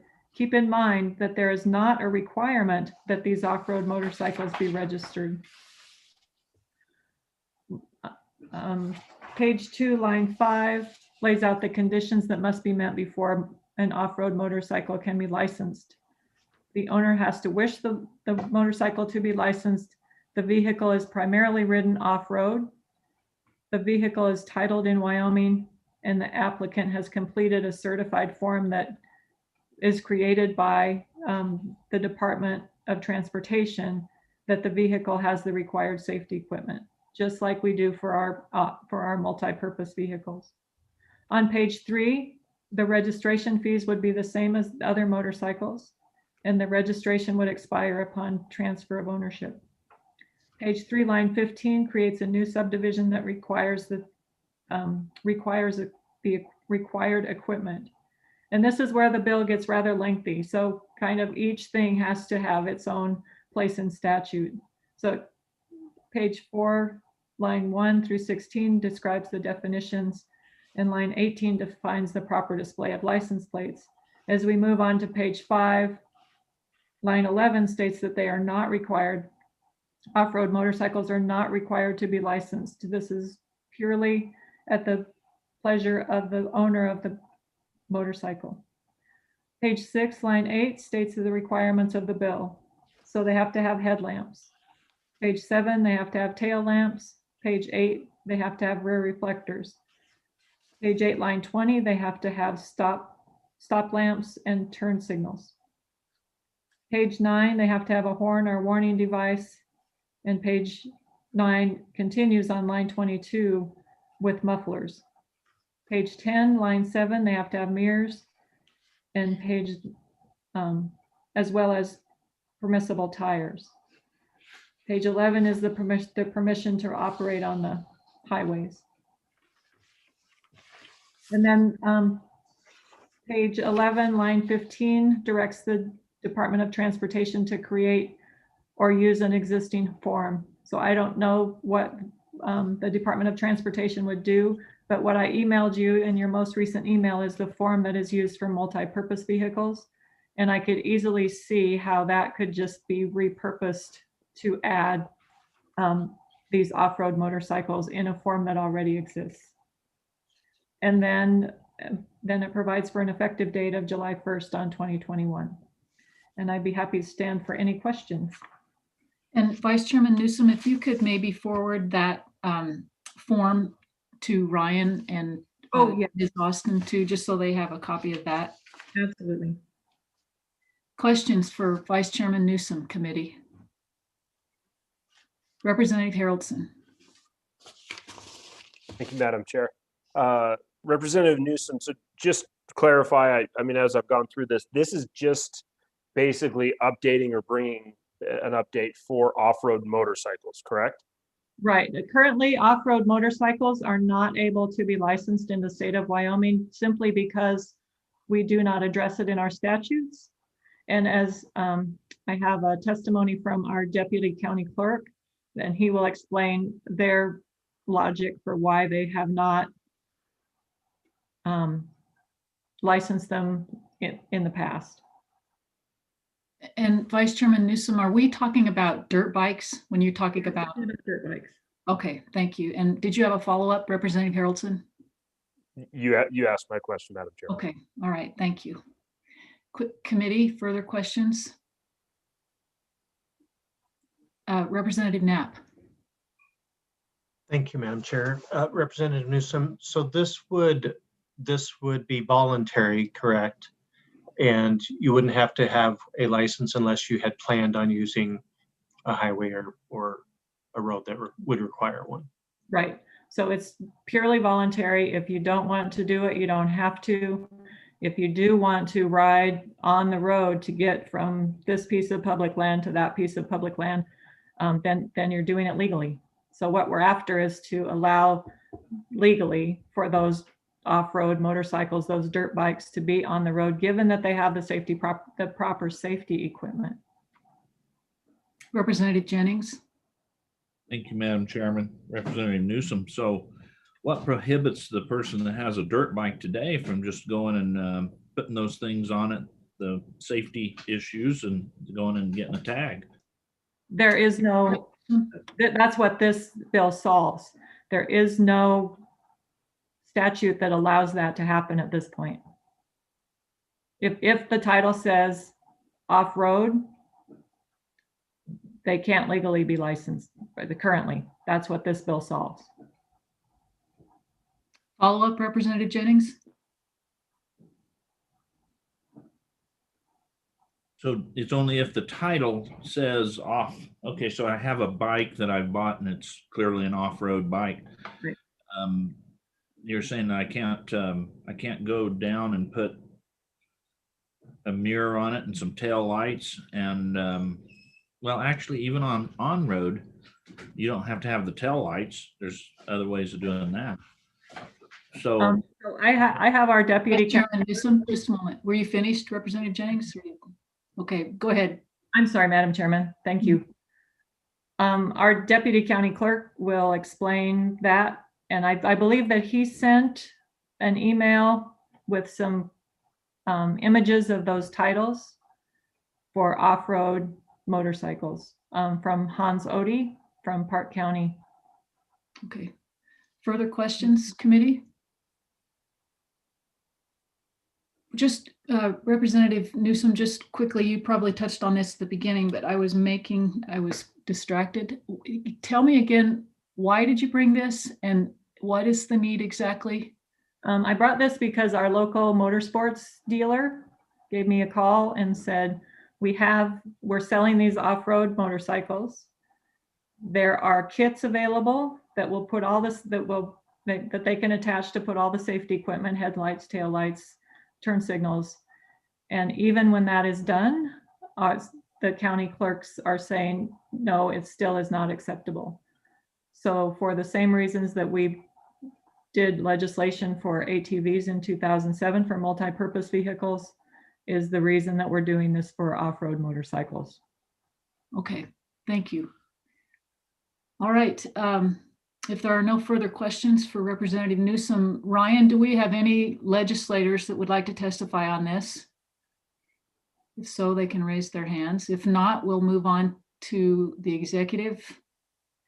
And if we have nobody from any state agency that is here to testify, we'll move into public testimony. So I have a few, yeah. Madam Chair, there's a couple of hands raised. I'll start bringing them in. Okay, thank you.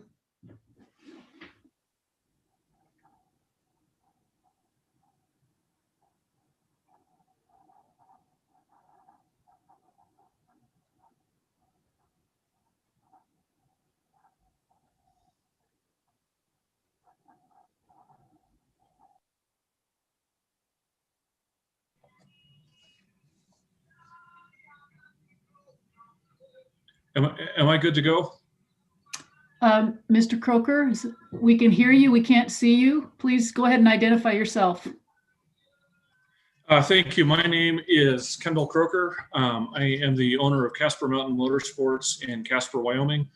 I also served 3 terms in the House. I served with Representative Hunt and Representative Jennings, so it's good to see you guys again. Madam Chairman, this is a fantastic bill that is much needed. I think I can explain exactly why it's needed.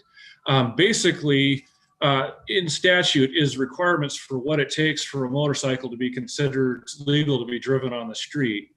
And if somebody takes a motorcycle that doesn't start out that way, but then makes it street legal, they're still currently not allowed to license it. And I know in Natrona County, they used to allow it, where somebody could buy a used motorcycle, put on the headlight, the tail light, the turn signals, the license plates bracket, and then they could get a license plate for it and write it on the street. And a few years ago, they quit allowing that. And our county title department told us that it was a rule change that came down from the DOT.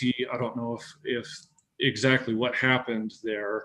But like, for example, Honda makes a motorcycle where they make 2 versions of it. One is the dual sport model, which is what you call a motorcycle that's kind of designed for on and off-road.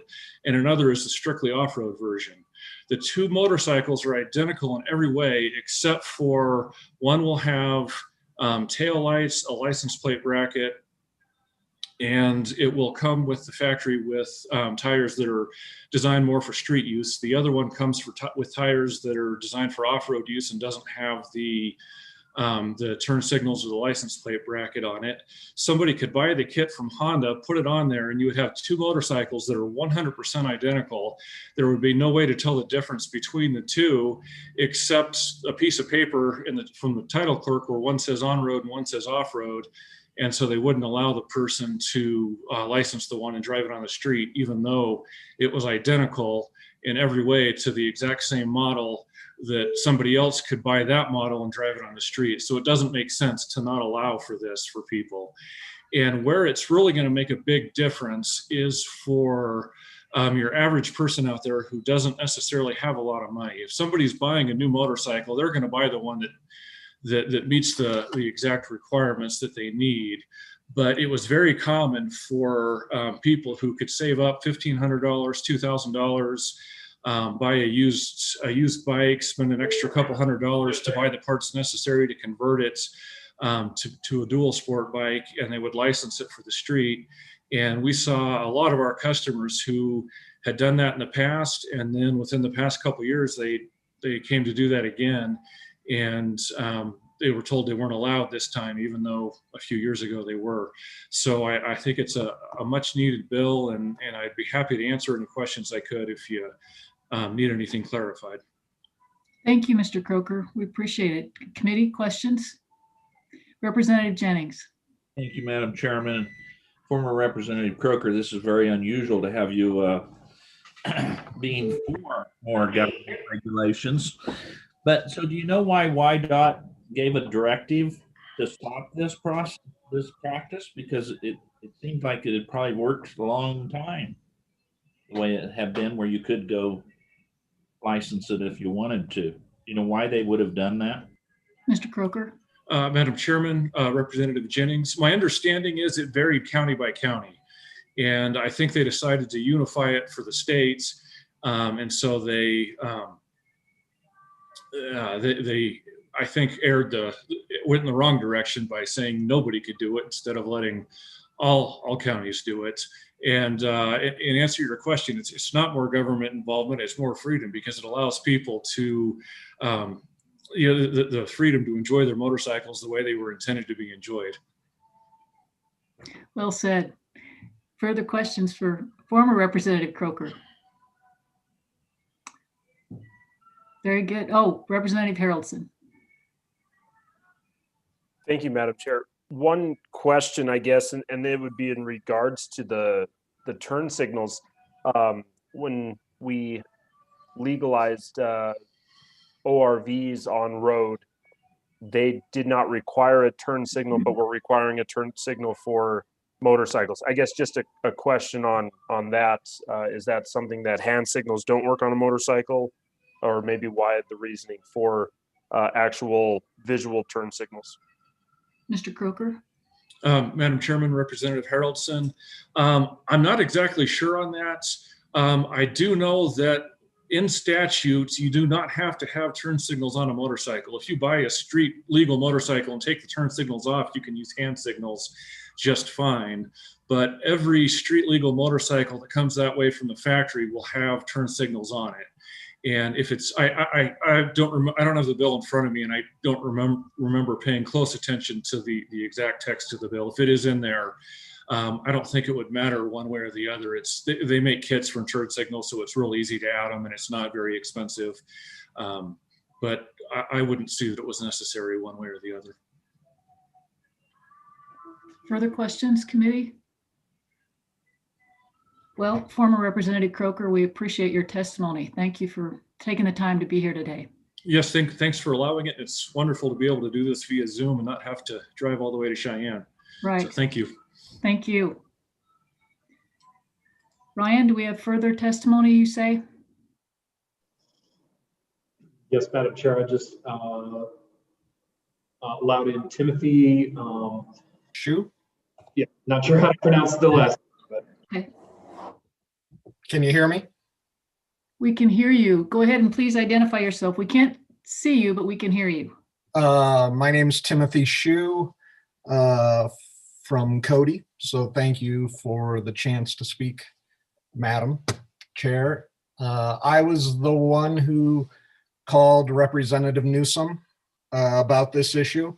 I work at a dealership in Cody, and I also teach motorcycle safety for the state of Wyoming.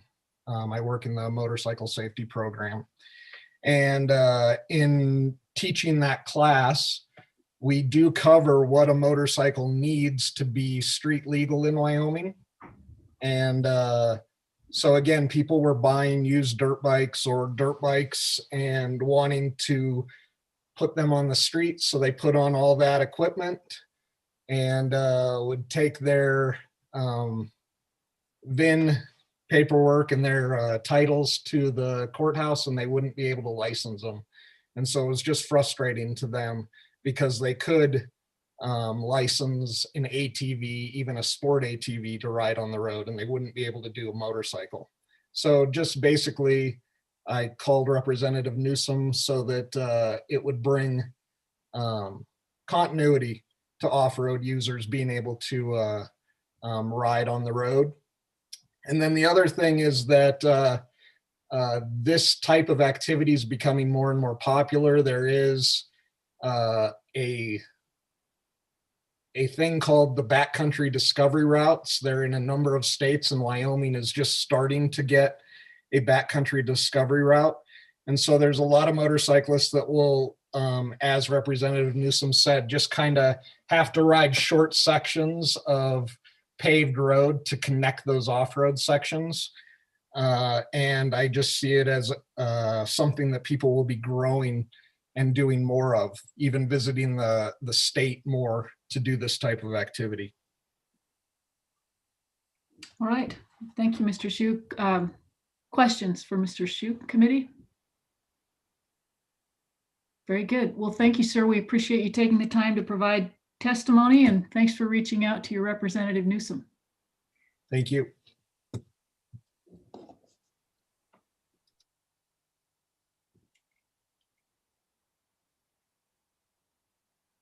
I see there are 3 hands raised, but I don't know who they are.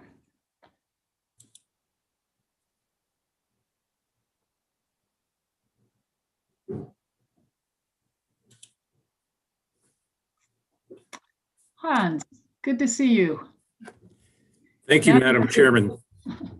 Thank you, Madam Chairman. My name is Hans Odie. I'm the First Deputy Park County Clerk. And I'd like to thank you, Madam Chairman, Representative Newsom, and the rest of the committee for the opportunity to comment on House Bill 86 today. This is an issue that Representative Newsom contacted our office about last summer, as we followed the letter of the law on titling motorcycles. And by that, I mean there's a difference between titling a street legal motorcycle and a dirt bike. The National Highway Transportation Safety Administration, or NHTSA, applies their safety standards to different motorcycles and will label bikes either for use on public roadways and complies with all state and federal laws, or they apply a designation where the vehicle was not manufactured for use on public roads or streets. When a constituent comes to our office with a title transfer for a used motorcycle, as an example, we go to the NHTSA website, enter the VIN number into the decoder there that supplies us with a report that says whether the bike is either compliant or non-compliant with state and federal safety standards. If the bike is compliant and receives a body code on the title of MC for motorcycle. If it's non-compliant, then we apply a body code of DIRT, D-I-R-T, to the title. And that's where the rub comes in. And I can appreciate Mr. Shu and Mr. Croker's frustration with this, and I'll address those here in a minute. In Park County, we run into problems when a person purchases a used bike, for example, in Montana, and that Montana bike has plates, a registration. The Montana owner has it equipped with a few things like a mirror, horn, headlight, etc., safety items.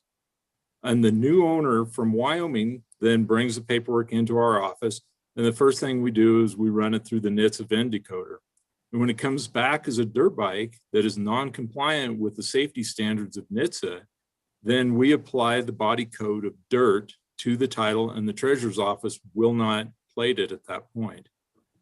Understandably, that is a point of contention with our constituents, and it doesn't make them happy. We understand that.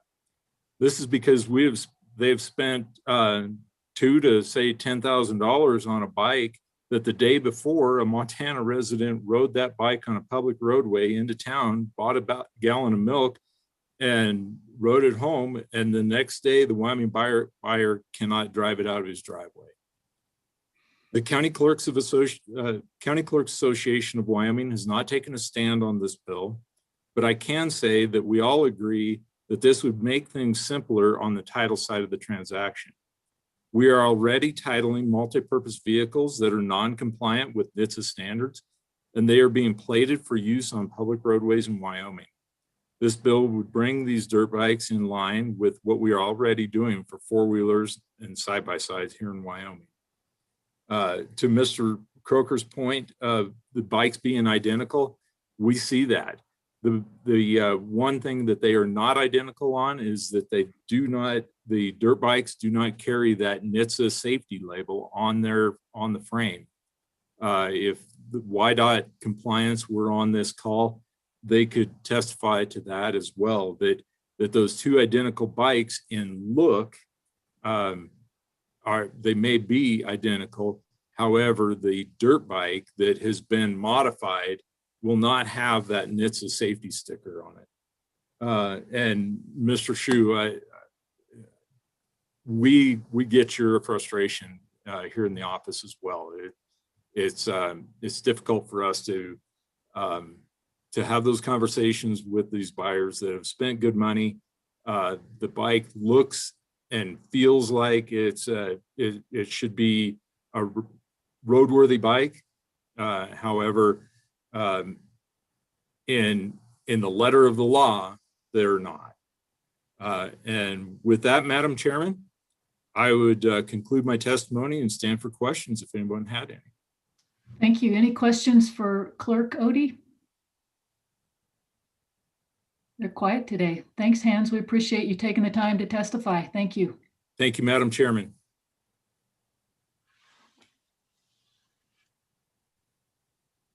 Ryan, go ahead and bring our next.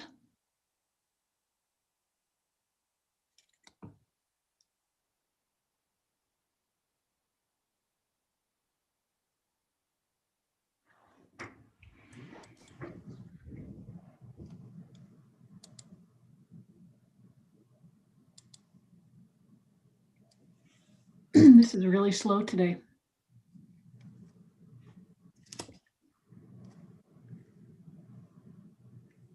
Madam Chairman, this is Mary Langford, and I think maybe I'm the one that's trying to get in. Okay, well, we hear you, Mary. Go ahead and identify yourself, and the floor is yours. I am Mary Langford, and I represent the Wyoming County Clerks Association. I'm here to support Hans Odie, the Deputy County Clerk from Park County, concerning motorcycles and dirt bikes. I really have nothing else to offer except for that we went through the same situation with four-wheelers and side-by-sides a few years ago, and that information's already been provided to you, and able to stand for questions here and also support the legislation, support the bringer of the legislation as well as Mr. Odie. So thank you for the opportunity today. Thank you, Ms. Langford. Questions for Ms. Langford? Okay, we thank you so much for taking the time to testify. It's much appreciated. Thank you.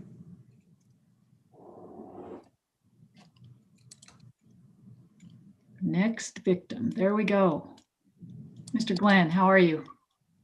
Good afternoon, Madam Chairman and the rest of the committee. I apologize when you asked for executive folks. I was trying to push the button and apparently was hitting the wrong button. I am Deputy Director of Wyoming State Parks, Cultural Resources, Historic Sites and Trails. I also oversee our off-road recreational vehicle trails program. I'm here to answer questions. I'm a little late and I apologize. But I believe just to provide some information on the bill, I think Representative Newsom said it well. It provides somebody the ability to go from one public piece of land to another public piece of land.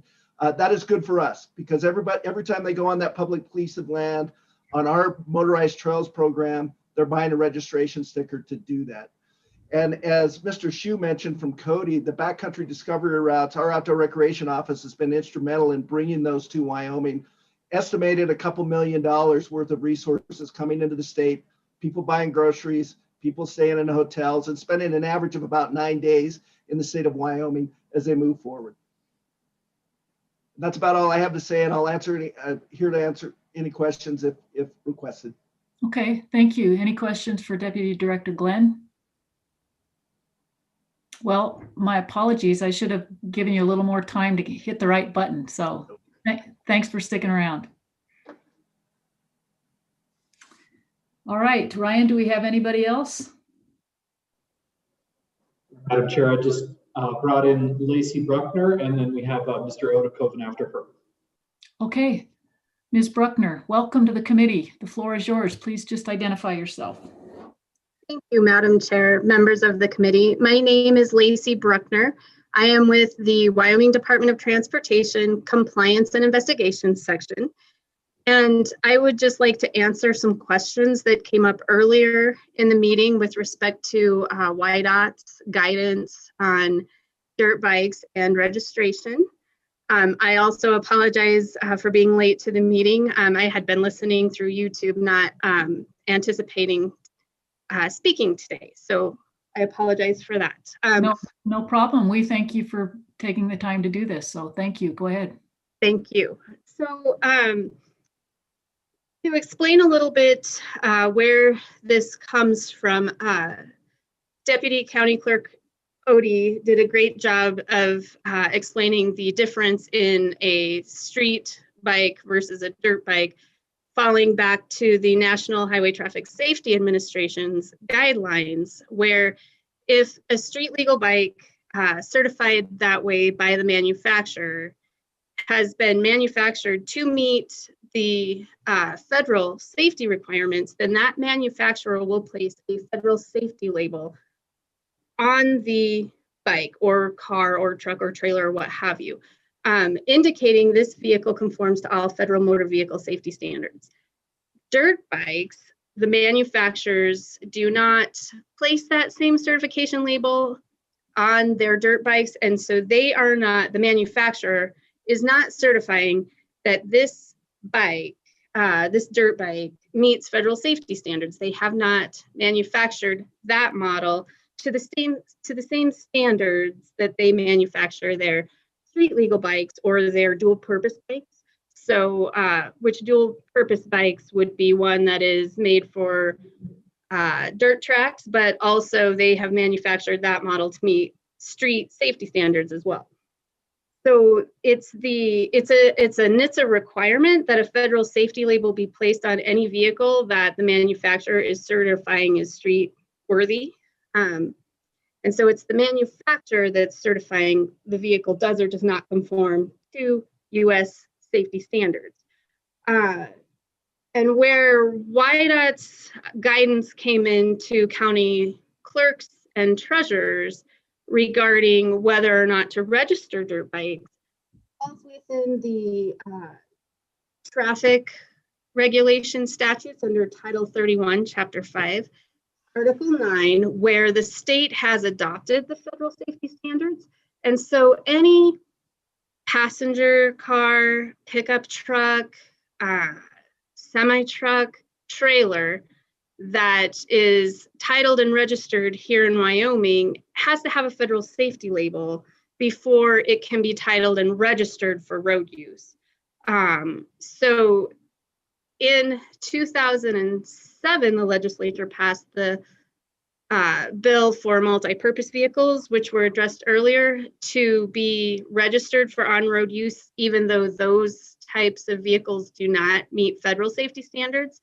At that time, dirt bikes were not included in that legislation. So by following state statute now, dirt bikes are not exempted from that adoption of federal safety standards by the state. And that is the reason that the department has given guidance to the counties that dirt bikes are not able to be registered here in Wyoming because they do not have a federal safety label and they are not exempted otherwise in statute. The department has put out memorandums to counties in the past regarding that situation. The first memorandum I can recall is from 2004 when the little pocket bikes or mini bikes came out. And then again in 2008 when this issue arose again shortly after that multi-purpose vehicle law went into effect. So that, Madam Chair, is just kind of an explanation of where WYDOT was coming from with that guidance to the county clerks and treasurers regarding currently registering dirt bikes. And with that, I would stand for any questions from the committee. Thank you. Committee questions for Ms. Bruckner? So if you, go ahead, Representative Jennings. So if we pass this, will it make it okay for them to do that? Representative Jennings, we missed the last couple of things you said because you were muted. Could you repeat that, please? Thank you, Madam Chairman. So, Ms.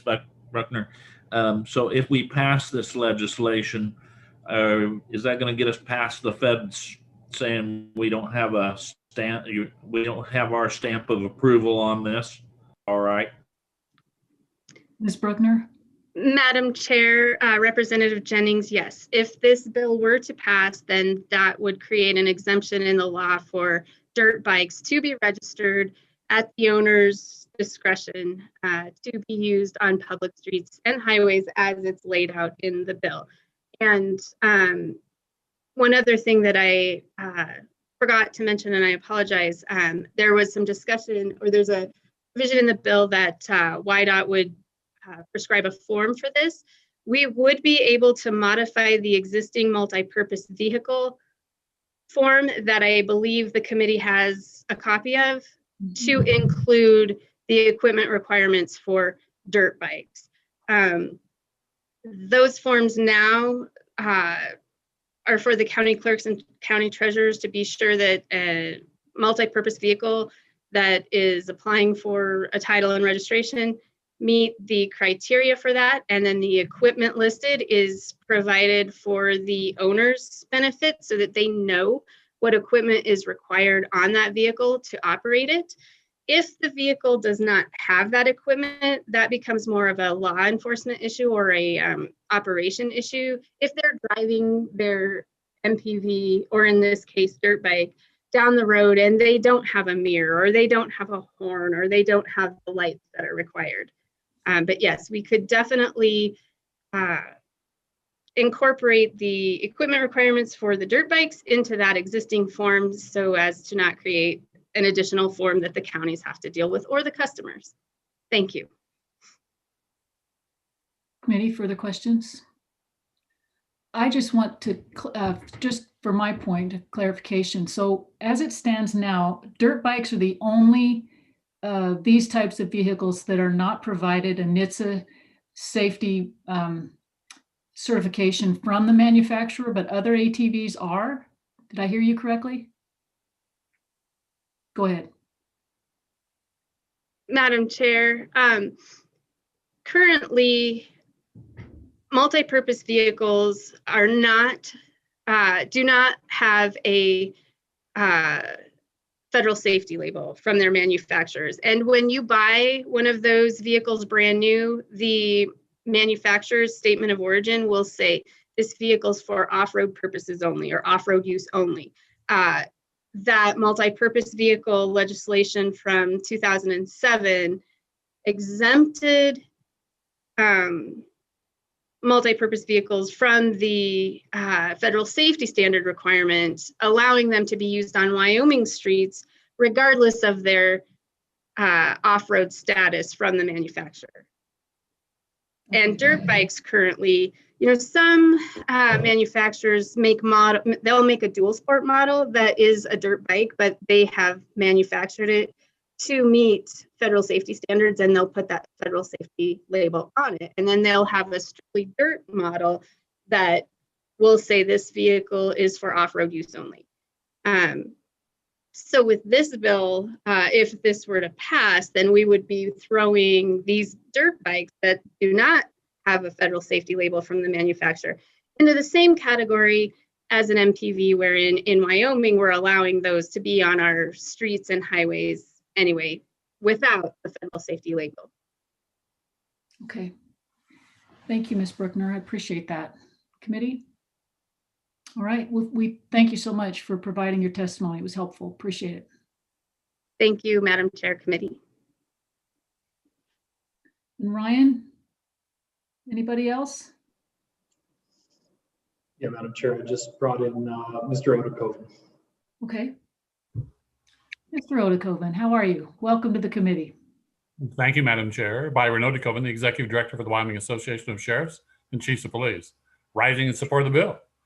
The bill, we believe, provides that degree of clarity and consistency across the off-road vehicles that many have described already. And it's unfortunate that and of course, it's the trend of the market, it's the trend of the manufacturer and the trend of the person, so to speak, to desire to have this off-road vehicle license for on-street activity or crossing those, or it's anticipated that small section of road, if you will, from point A to point B. And I doubt if we'll see them running down I-80 anytime soon, but nonetheless, they would be licensed with all of the required safety features that we look for now. I'd remind the committee that several years ago, or part of why law enforcement would have an interest, is that years ago, before you licensed your vehicle annually, you had to take your vehicle to a inspection station, usually the car dealership, to have your windshield wipers, headlights, brake lights, brakes, and everything inspected. But there was an outcry at the time and said, hey, this is a burden for no more cost than there is. We'll just let law enforcement deal with it. So it's now a burden upon us, so to speak, or a requirement to us that we look to those vehicles to ensure they have all of that proper safety equipment. So this provides that clarity and uniformity. So when we see that dirt bike with that license plate on it, we know that and they have all the required equipment, that they're legal. Madam Chair. Thank you, Mr. Odekoven. Questions for Mr. Odekoven, committee? Representative Jennings? Thank you, Madam Chairman. Mr. Odekoven, good to see you. So you bring up an interesting point in there. So is there any place of conflict that you can think of that might happen between like a state or county highway and say the interstate? I mean, is there, if they don't have that dandy little government sticker on the side of it, is there Representative Jennings, I don't know what's going on with your internet, but you're kind of in and out, and we lost the tail end of your question there again. Madam Chair, if I may, I think I understand the question, and if I get it wrong, Representative Jennings, you can Okay, go ahead. Moment of internet. So I think the question has to do is there a conflict with a Wyoming statutory authorized vehicle, i.e. motorcycle, having plates running down the road without a sticker versus a motorcycle running down the road with a sticker? And Representative Jennings, I get a thumbs up. I think I'm on the right track. So the answer lies in the fact that Wyoming has created that exemption that authorizes that non-stickered vehicle to operate on the road. Thus, there won't be a conflict. Very good. Did that answer your question, Representative Jennings? Nope, follow up. Okay. follow up, Madam Chairman, if my internet will stick with me? So you have a family that's out and they're up in the woods and they've got little Junior, because I've seen this happen with a little tiny dirt bike. So if we give this exemption there, we're going to allow this little, I don't know what in the world size some of those little things are, but we're now going to allow this little tyke out. Mr. Odekoven? Madam Chair, there's a host of additional statutes that would come into play. Age, driver's licenses, insurance, a host of things that would come into play that would dictate the lawful rider of that now lawfully licensed vehicle. Very similar to they can't take the pickup truck down that road and the pickup truck's licensed, but they aren't, Madam Chairman. Thank you. Vice Chairman Newsom. Thank you, Madam Chairman. There was a comment about taking them on the interstate, and if you'll refer to the form that I sent, that is the current multi-purpose vehicle form, in the second section of that, it says operation of an MPV on interstate highway is prohibited. So you can't take these vehicles, a dirt bike, on the interstate per the requirements of WYDOT. Thank you for the clarity, Madam Chair. Further questions for Mr. Odekoven, committee? Well, thank you, sir. We appreciate you taking the time. Thank you. Yes, ma'am. Ryan, anybody else? Madam Chair, that clears us out. There's nobody else with their hands raised. All right. Well, then we will close public testimony. And committee, what is your pleasure? Move the bill. The bill has been moved by Hunt and seconded by Knapp. All right. let us begin. On page 1, any questions or amendments? Page 2,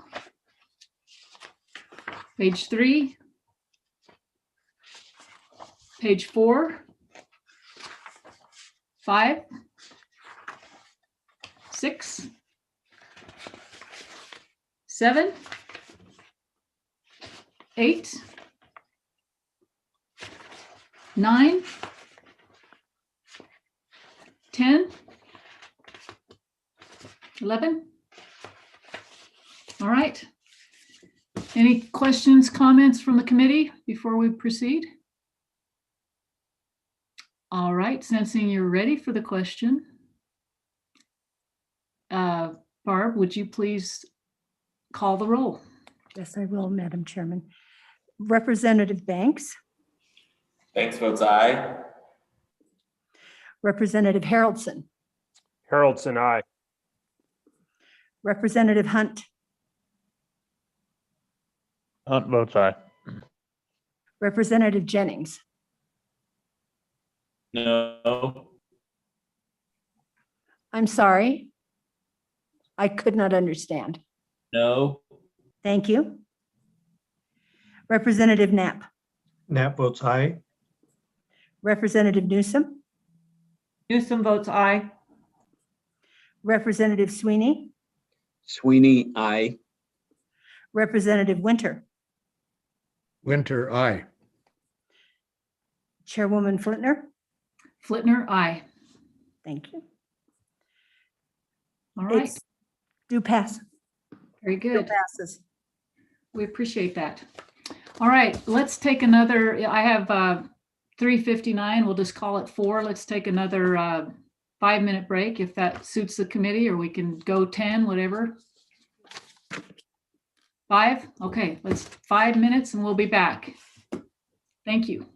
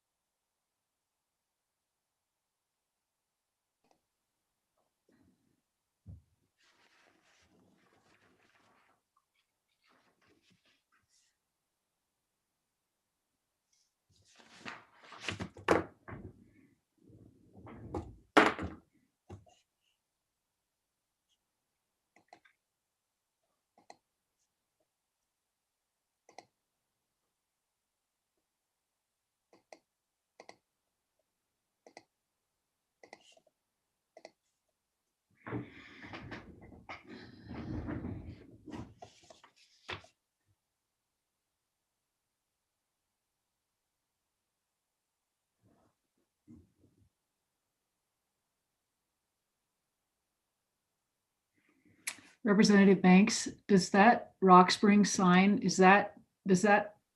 I've never seen that. Where's that? Okay, well, she's starting, so I'm gonna go. Yeah, it's right behind my office, actually, along the tracks. They're about 4 feet tall. Each of those letters are made of steel.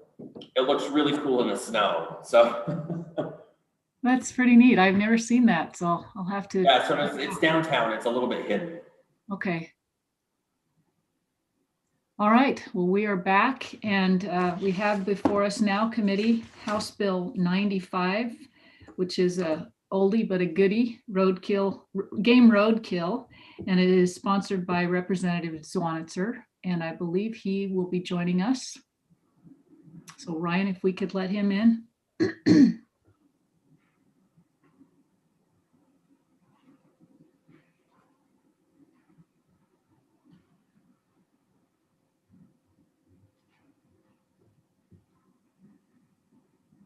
There he is. Hello, Chairman Zwanitzer.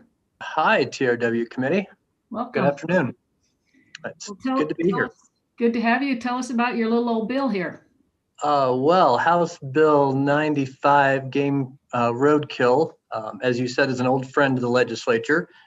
This would be the fourth time it's come up, only in general sessions, and it just kind of runs out of time every 2 years. So I'm optimistic this year might be the year it gets all the way through. The background on the bill for Representative Newsom, this was originally brought by the Cody Youth for Justice contingent. For the new members, we have a group of students from Cody pick several bills each year.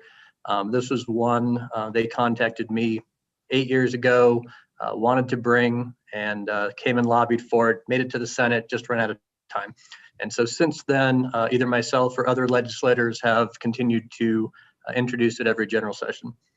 It's a pretty simple bill. Really, it has 3 provisions. I'll just walk you through it real fast, Madam Chairwoman. Sure. So to be able to possess road-killed wildlife, and I would say, 90% of the time, we're really just worried about the wildlife that languishes on the side of the highway. The statistics show like maybe 5 to 10% of road-killed wildlife are edible for human consumption. You have to hit them just right. And maybe another 10% of cases, you could use them as a supplemental feed for animals or livestock. So what we are doing is expanding the process to be able to take a carcass off the side of a roadway. 3 provisions. You could have one of 3 ways to get a road-killed animal. You could get a previously granted permit. So you could be a carcass collector, shall we say, apply to Game and Fish. They would give you a permit that if you see a dead animal on the side of the roadway, you could collect it. There are people who taxidermists, Boy Scout troops, people who do collect carcasses for hooves, for hides, for teeth, sometimes for sale, sometimes for projects. The second way is really under a current process Game and Fish has for a scientific or educational permit. So if you already have an existing scientific or educational permit to collect a carcass, usually these are probably for smaller mammals or birds for some type of ongoing project. And then the third way would be, what you think of, you hit an animal, it's wounded or dead. Current laws don't let you, put it down, but if it is killed, you could call the Game and Fish through rule and regulation. The Game and Fish at their discretion could say, hey, bring it in, we'll come to you, depending where in Wyoming, what time of day it is, et cetera. And the Game and Fish through rule and reg could decide if they needed to inspect that animal to prove it was a roadkill, a wildlife collision, et cetera. So those are basically the 3 ways. We're not discussing any endangered species. You'll see there in page, it's now on page 3 of the bill, right? So we're not talking about bighorn sheep, any trophy game animal, wolves, grizzly bears, bighorn sheep, any migratory bird, those type of things. If you do, want to possess a roadkill animal and the entire skull plate is intact, you would still have to get a permit, just like everyone else from Game and Fish. So we've covered that as well. And I'm just trying to think if there's any other thing in the bill that isn't kind of self-evident from reading through it, I did send a committee an amendment that have two provisions that I can quickly talk about, although it's a bit premature. But one is that if you do have to take the entire animal, there's some concern of poaching. You know, you see a road-killed carcass, someone has the right tools and can take off the, you know, the antlers or the head. If you are going to take a road-killed carcass, you got to take the whole thing. Another part of the amendment, there may be some state highways or interstates in Wyoming that would not be appropriate for people to be pulling over, trying to collect carcasses. And so the Transportation Commission, in consultation with the Game and Fish, could designate certain portions of the interstate or state highways as thou shalt not collect roadkill off the side of the road. So there's lots of, I mean, just generally good reasons to have this, Madam Chairwoman, right? There is, I would say, a low-level demand. There are constituents, certainly in other states, they've seen in Montana, Alaska, Washington State, that people will go collect this roadkill for hooves, hide, teeth, and they'll do so in a timely manner.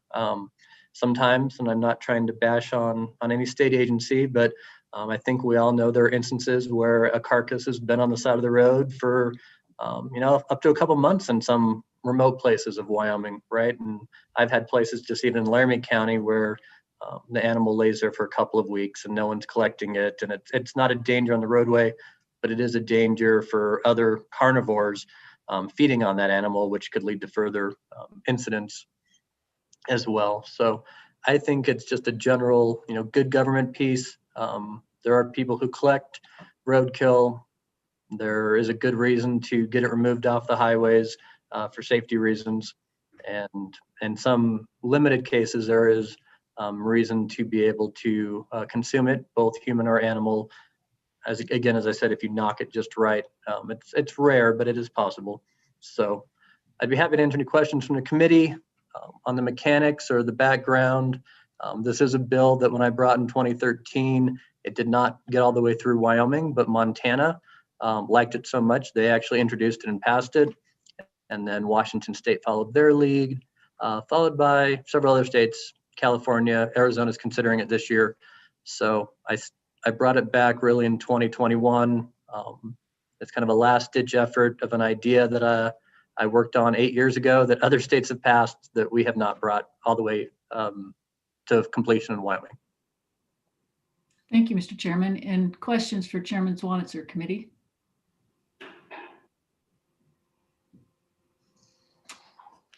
I have a couple. When you talk about other states having adopted this, you mentioned the states that you mentioned, did they deal with chronic wasting disease that Wyoming has to deal with? Thank you, Chairman Flitner. I know certainly the state to our north, Montana, passed this in the 2013 session.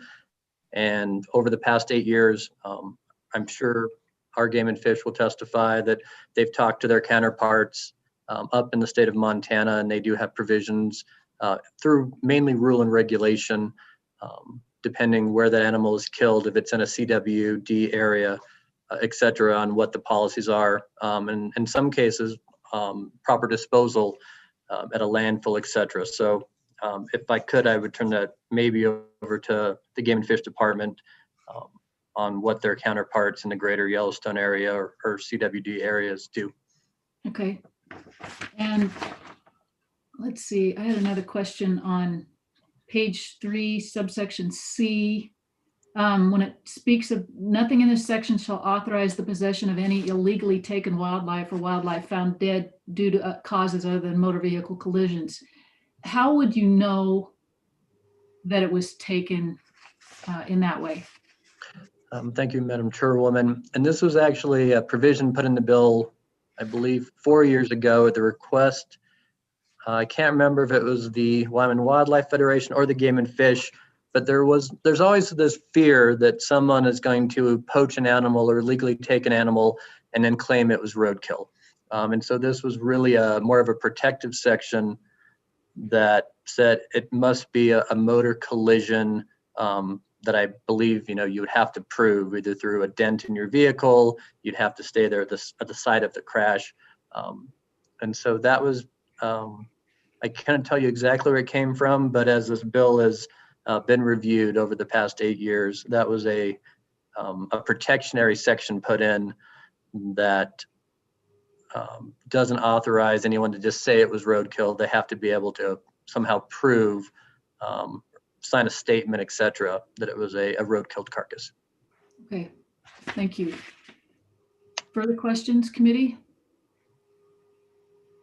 Okay, well, thank you, Mr. Chairman. If you stick around, we'll take testimony. Oh, wait, Representative Knapp, I'm sorry, I'm not seeing those little yellow hands. Please proceed. Madam Chairman, thank you. Sorry, yes, I'll use my other hand Thanks. as well. Chairman Wanster, I just had a question about that processing of an animal or actually consumption of an animal. The bill really doesn't in any part address that specifically. And just having a bill that didn't go forward in processing animals for dog food or other consumption.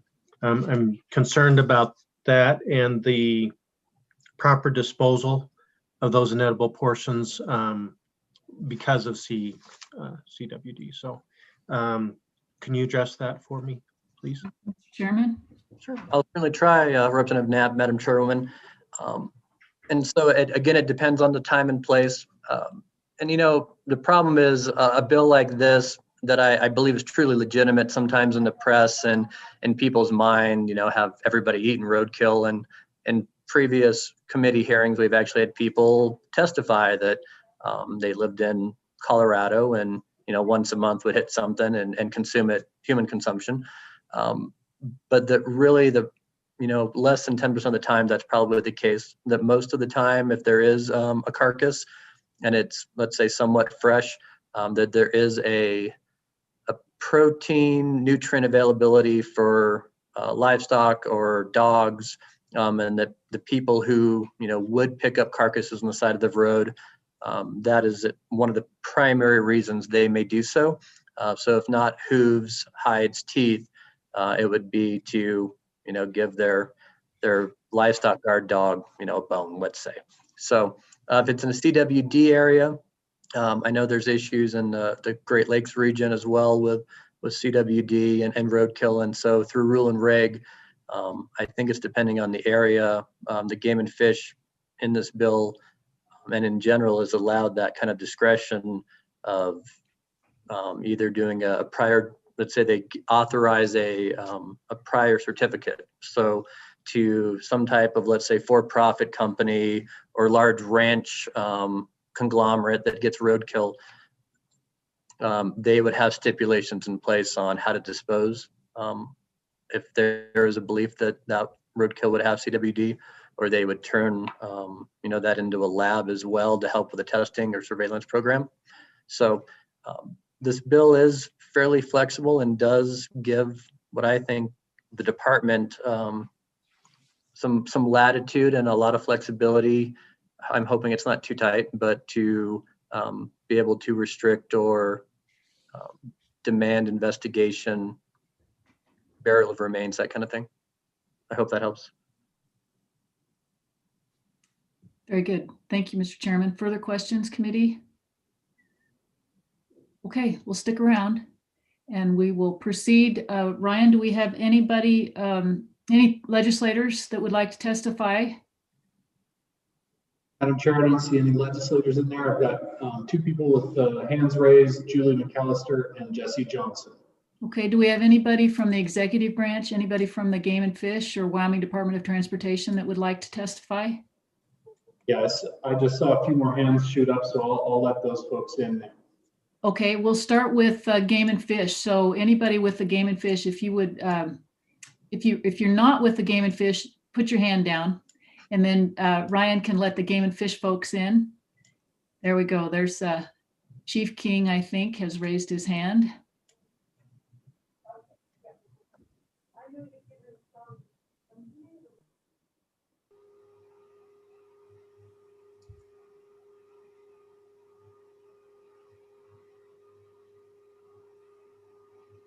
We're not seeing him yet. There he is.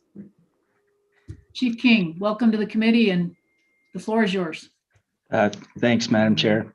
I appreciate the opportunity to speak to you today. I'll make this pretty brief because as it was mentioned, this bill has been brought forth a number of times. So I know that you've seen it and considered it in the past. I think what I'll try to do is just quickly go over a couple of areas that we've brought up for consideration in the past, and then try to answer some of the questions that were brought up, and then certainly stand for any questions that you all might have. But one of the concerns that we've discussed in the past with this bill is just ensuring that if this moves forward, that we have a system in place to allow us to continue to have a system that provides for a tagging requirement, something that maintains the integrity of our system, that the possession of wildlife is done in a manner that's legal and can be documented, so that we don't have an opportunity for someone to possess wildlife parts illegally. This bill does that, certainly through the mechanisms mentioned. One of the other issues that the department's discussed in the past is just the added workload that this could bring on. And we're well aware that a lot of states have taken on similar bills. And I think in a lot of cases, they've addressed workload issues through the use of technology. And while we don't have anything in place right now, that would probably be the avenue that we would look to is to try to use technology to help us with the workload in terms of the permitting for this process.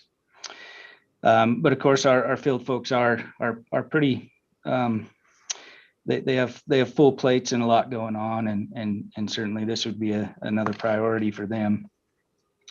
And then lastly, it's already been brought up, but certainly our concern for the spread of chronic wasting disease is paramount. And as we had discussed back in December with the rendering bill, it is crucial that we maintain the regulations that are in place to ensure that, especially for deer, elk, and moose carcasses, that the disposal of non-edible portions, especially the brain and spinal column, end up in a landfill, so that we don't contribute to the spread of chronic wasting disease.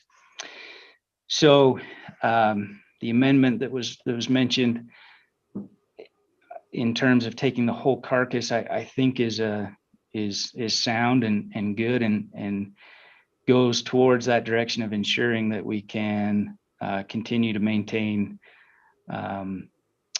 proper disposal of these carcasses that are picked up. So if a whole carcass is picked up, then we can ensure that the person picking up that carcass is well aware of the regulations that they need to follow to properly dispose of deer, elk, and moose parts, especially the brain and spinal column.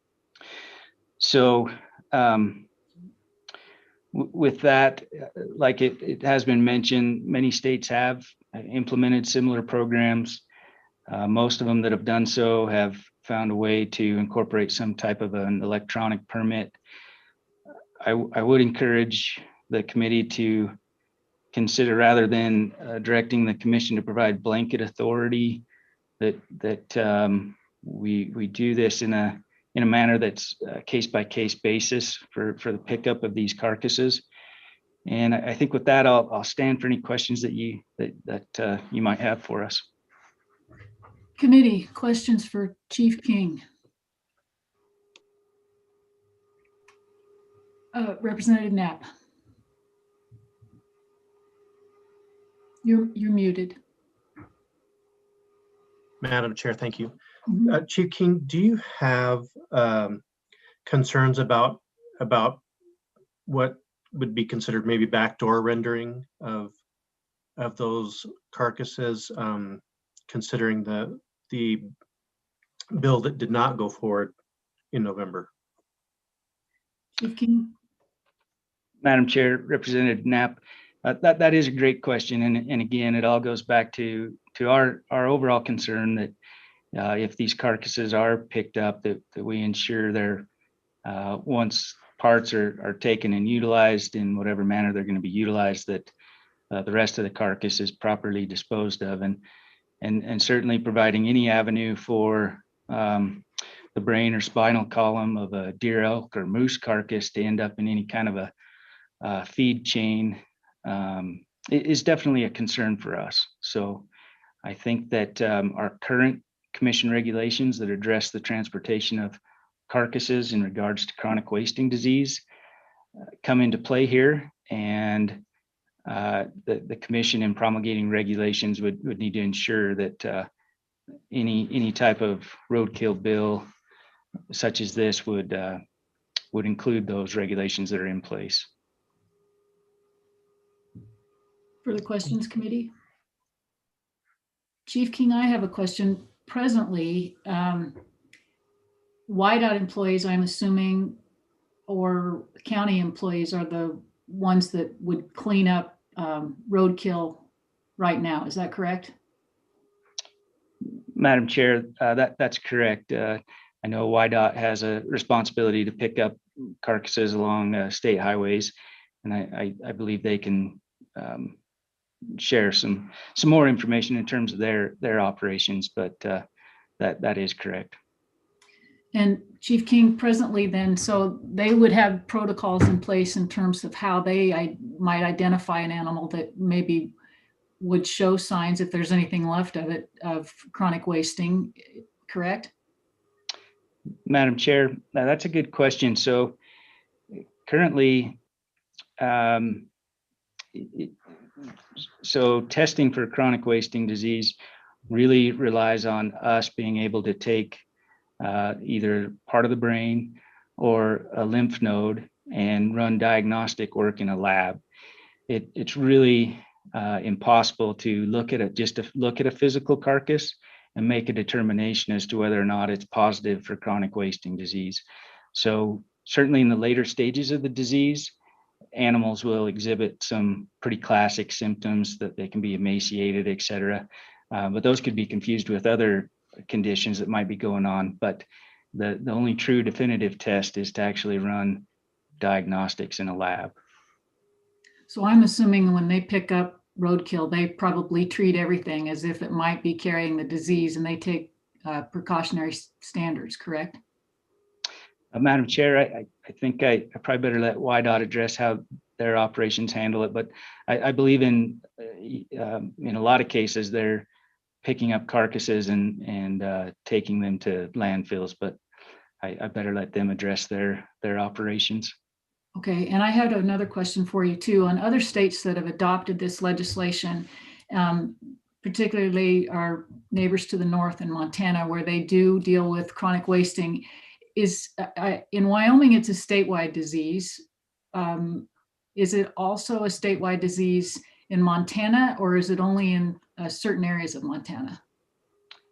Madam Chair, so currently in Montana in the last 18 to 24 months has seen a significant increase in the knowledge of their distribution of chronic wasting disease.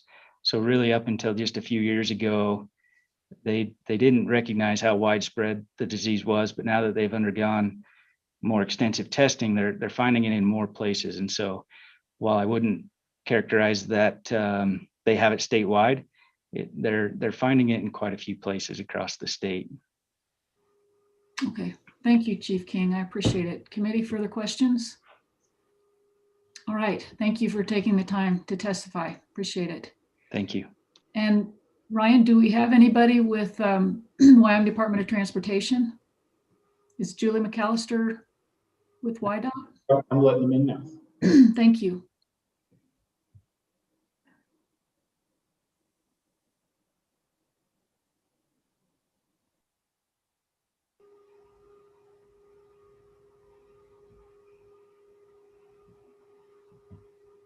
We need on-hold music or something while we're waiting for our participants.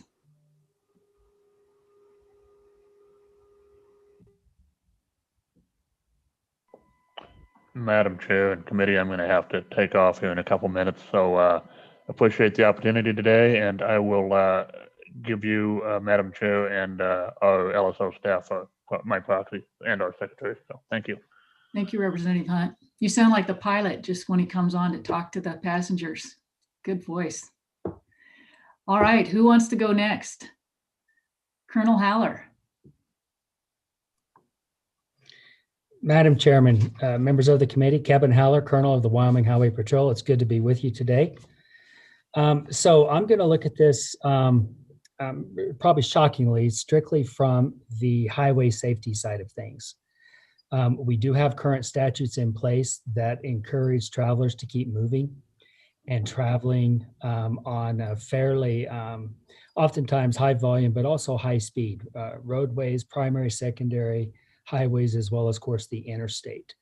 I will let the district engineer or chief engineer, excuse me, address some of the operations when it comes back to the actual carcasses and the removal of those. But of course, many times there is property damage to the vehicle.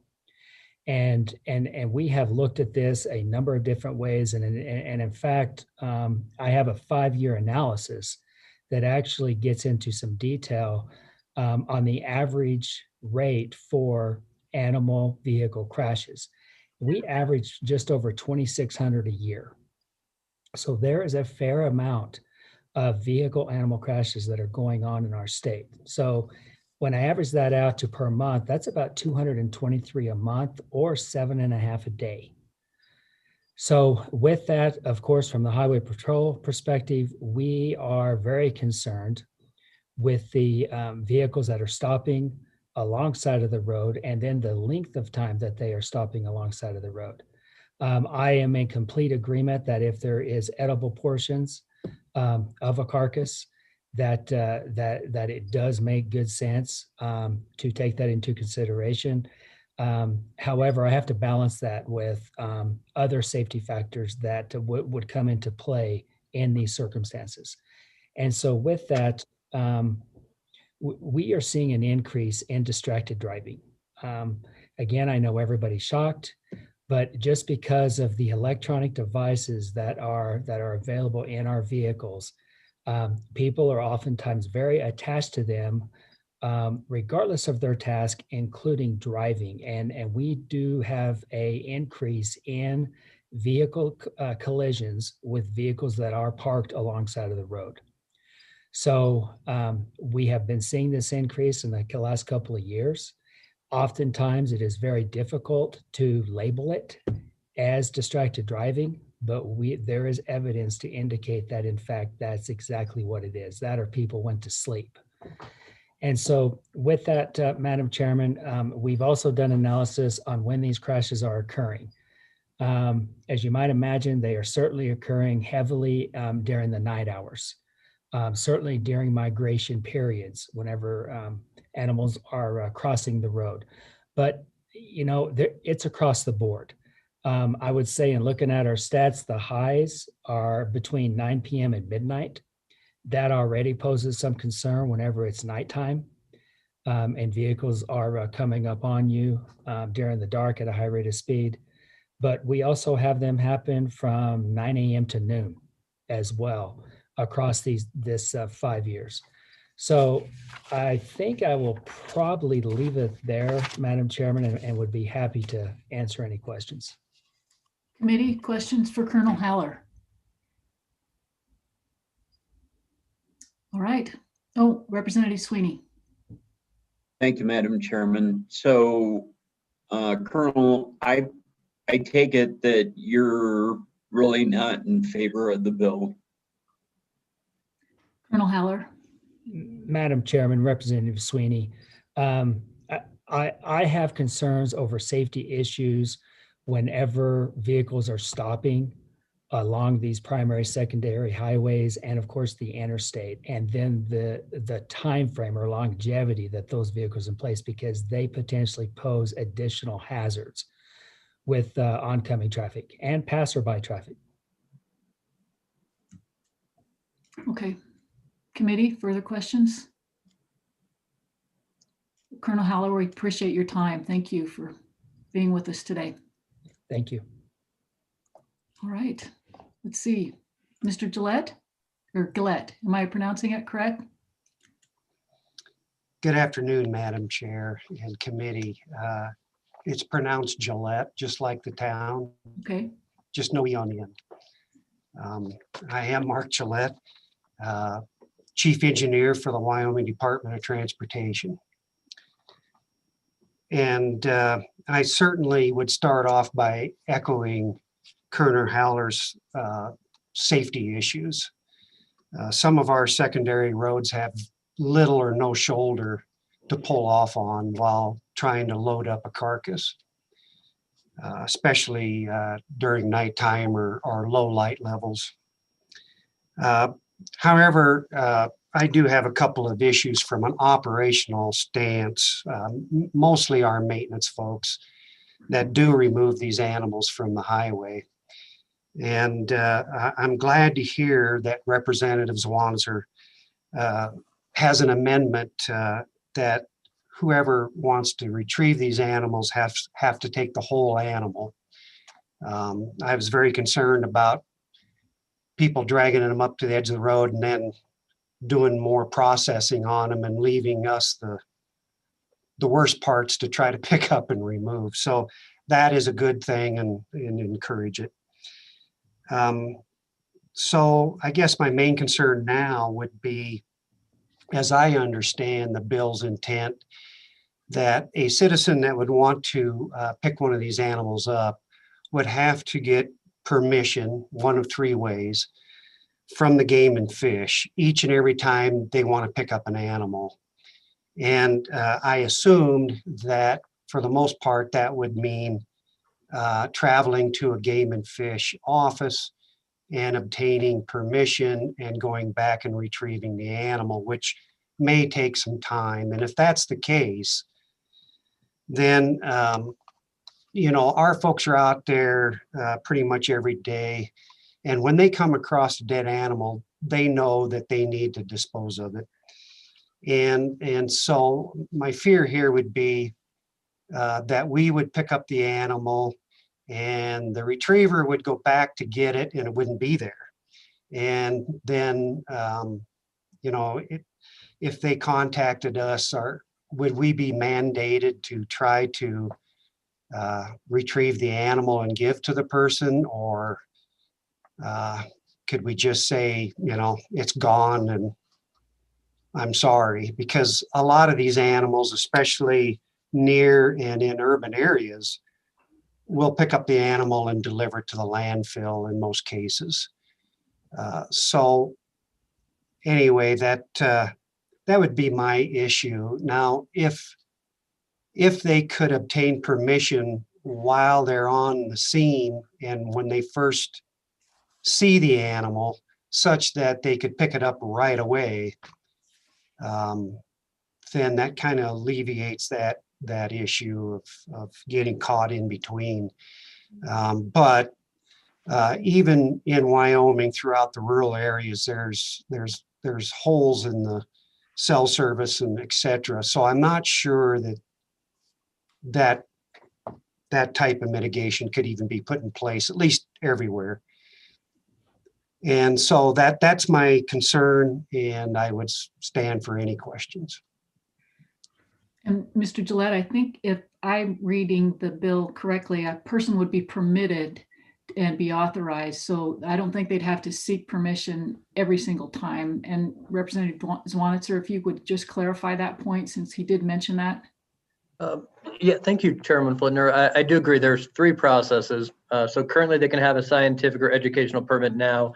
But we did hear testimony in previous years that there are certain individuals in certain counties, anytime they would see a carcass, they'd be happy to pick it up and, you know, for the taxidermist, whatever.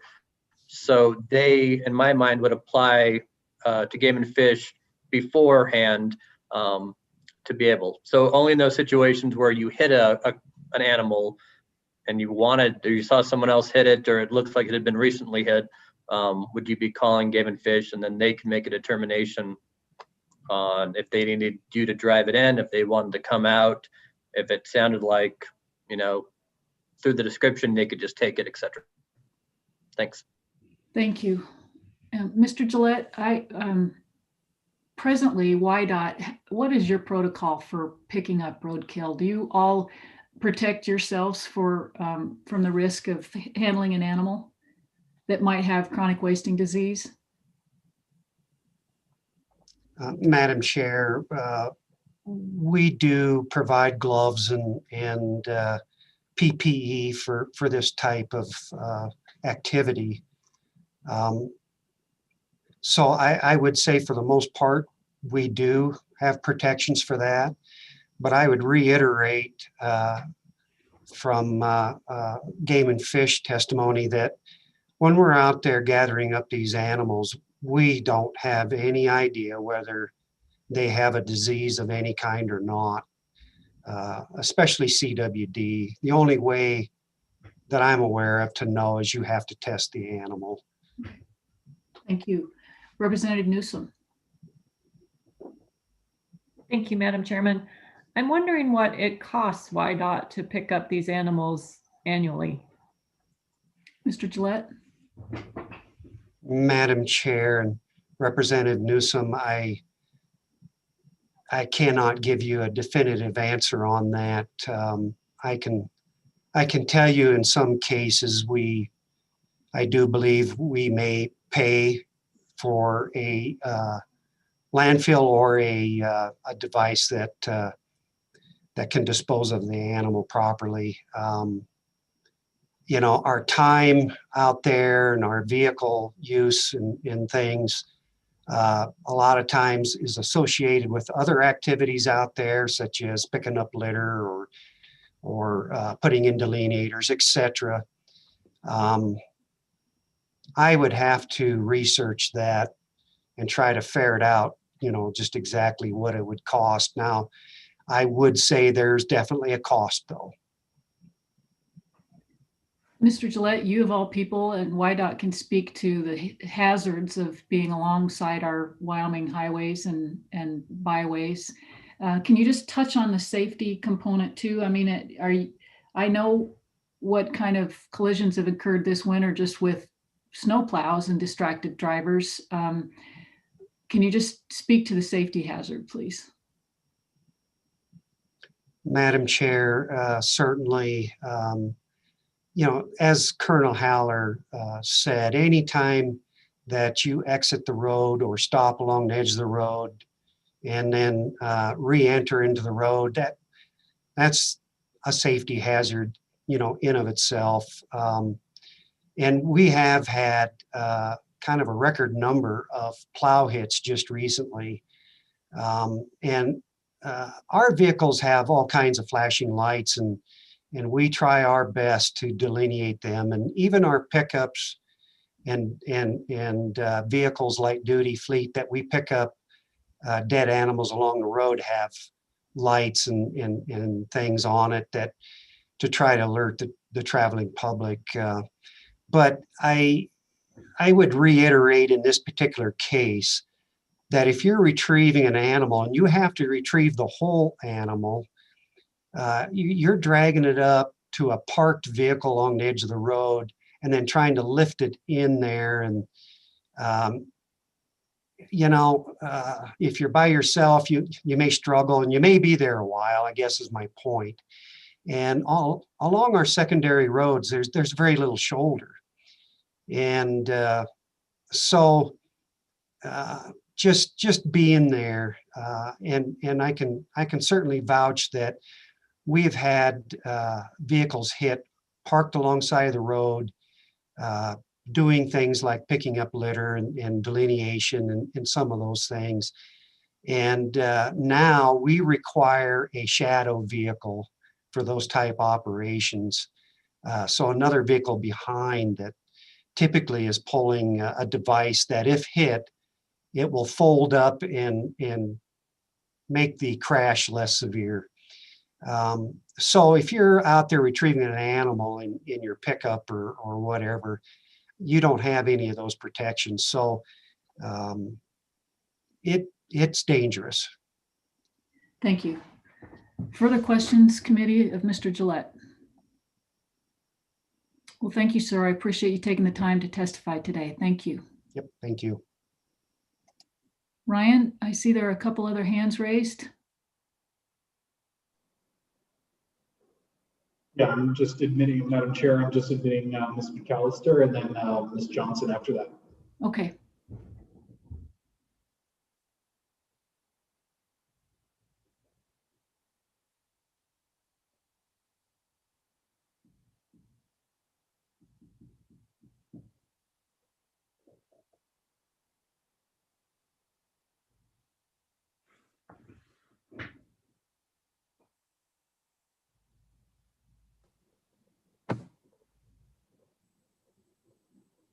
Ms. McAllister, thank you. Welcome to the committee. The floor is yours. Just identify yourself, please. Thank you, Madam Chairman. I apologize for that. My computer turned off right at the time they were letting me in, so I apologize. And thank you to the committee for allowing me a couple moments to briefly address this bill with you. My familiarity with programs of this kind come from Wisconsin. It's where I like to say, involuntarily raised. I came back to Wyoming as soon as I was independent. Last time I checked, the most current report Wisconsin had was from 2017, and they had over 20,000 claimed vehicle killed deer. The way the program works there is you can call Highway Patrol or Highway Department if they're available to give you a in-vehicle license for the animal. You have to prove damage to your vehicle if you're an average resident, the scientific permits, taxidermy permits. And in Wisconsin, they do allow for processing of wildlife, which we don't allow here. So we wouldn't allow that fourth avenue.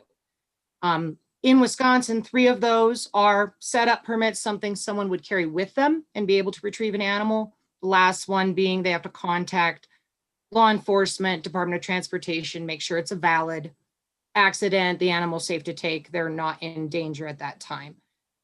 One other statistic that I found, just to speak not against any of the very legitimate concerns brought up during this meeting, but it seems a little bit like making sausage at this point. 21 other states have done bills to this degree, some way, shape, or form. Some of them are very limiting, case by case only, completely up to Game and Fish and or other state entities. Some of them are blanketing, but I haven't found a single case where the state claimed they lost money. It seems a bit wasteful in a state like Wyoming that we would leave the wanton waste on the side of the road. Now, I understand statistically from the research that's available, between estimated 5 and 10% of killed wildlife would be edible. Maybe I'm very unlucky. I've only hit 1 deer in my life, and the one I hit right in the head. So I could have taken the entire animal. In my situation, my personal experience, I was very close to home as well, but of course I had no legal option for that. I have also seen personally 3 other strikes, 2 elk, 2 deer. Of those strikes, 3 of the 4 were in the head. All of those animals got left to lie. I couldn't agree more that interstates are not the proper place to be gathering these animals up. I live in Rock River. Highway 287 certainly gets its fair share of antelope and deer, and at least once or twice a year I watch an animal go to waste. And I guess I would just urge the committee to possibly consider advancing this with other restrictions and concerns for chronic wasting disease, proper disposal. Those issues are all things that can be addressed through administrating this. But in the bottom line, the end of the day, animals are going to waste. WYDOT is stretched incredibly thin. They deal with all kinds of dangers and issues. Our winters are not kind to them. If this can be implemented properly, I could see it as an alleviation on state resources instead of a drain on it. I did email to all of you guys some notes with references for the numbers I've given and in my page of writing I sent you. And if you have any questions for me specifically, I'd be happy to answer them if possible. If not, thank you so much for the opportunity to speak to it. And I urge you to see if we can get this sausage made and get this passed in some way, shape, or form to stop at least some of the waste. Thank you all. Thank you, Madam Chairman. And Ms. McAllister, are you just representing yourself as a private citizen, or are you with a group of some sort? I am representing myself as a private citizen. I'm fairly politically involved up in Rock River. I've actually run for legislature 4 times. And I've spoken to a number of constituents in my area about this bill. All of them, partly because of the area my district covers, look at me and go, really, Wyoming doesn't have a law for that? And they're a bit shocked if they even know. That's District 47, Paxton and Hicks are the current reps there. I very rarely run into anyone who thinks this is logical, but the concerns of chronic wasting, the concerns on the highway, the interstates most certainly are not safe places. but I don't know how much of the strikes happen there versus secondaries like 287 or Highway 30. Very good. Thank you. Committee questions for Ms. McAllister. Well, we thank you very much for taking the time to testify for us today. Thank you. Thank you all for your time. You have a wonderful day. You too. Ms. Johnson. Chairman Flitner, members of the committee, good to see you again today. I'm with the Wyoming Wildlife Federation, and I was really excited to see this bill pop up because for the last year, I've been fielding questions from our membership about why Wyoming doesn't allow this. So we have a lot of interest from hunters and anglers on this. I think speaking to Ms. McAllister's points on the waste part is the leading sort of concern there. I did want to touch on a couple of things that I have sort of found out through my researching on this in other states and some discussions on making sure that this is tied up nicely so we're not putting either the Game and Fish Department or WYDOT into a tight space. I mean, I think keeping it broad enough so that the commission does have the ability to implement rules and regulations. When there was a question about like how we implement you know, if they're in a place that doesn't have cell phone service or things like that, I think you can work that out at that rules and regulation level. A couple of ideas that had come forward are things like if you take a video with a cell phone, it's a lot harder to tamper with like geotagging, the GPS tags and stuff on that. So if you take a short video and you show where the animal is and where you find it, you can actually go back, find a GPS point. You can prove that it wasn't poached or tampered with, and then, you know, later can show that either to Game and Fish or however they figure that out to make sure that this was all on the up and up. Again, I don't think that's something that needs to be worked out in this bill, but it's an example of how we can help work around some of that issue with cell phone coverage in this state. Other thoughts and ideas, I really love the amendment that was brought as far as taking the whole animal. Other worries were making sure that this meat cannot be sold. But I think that is roped under following all of the other commission regulations, which are discussion of like transportation regs and chronic wasting disease issues. I think as long as this is in line with that, that's great.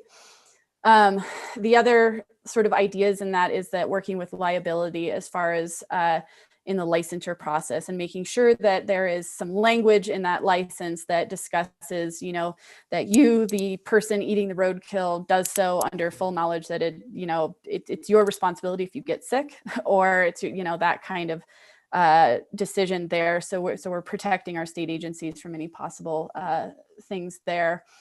The other sort of thought and discussion around this was with that license. And a lot of states are charging for these kind of things. I can't remember if Montana is $5 or $15, but a thought I had there that could help tie all of this together and then also offer a solution is that with this license purchase, if you do put a cost on it, that's something like say $30, which every hunter I've talked to has been like, absolutely, that's great.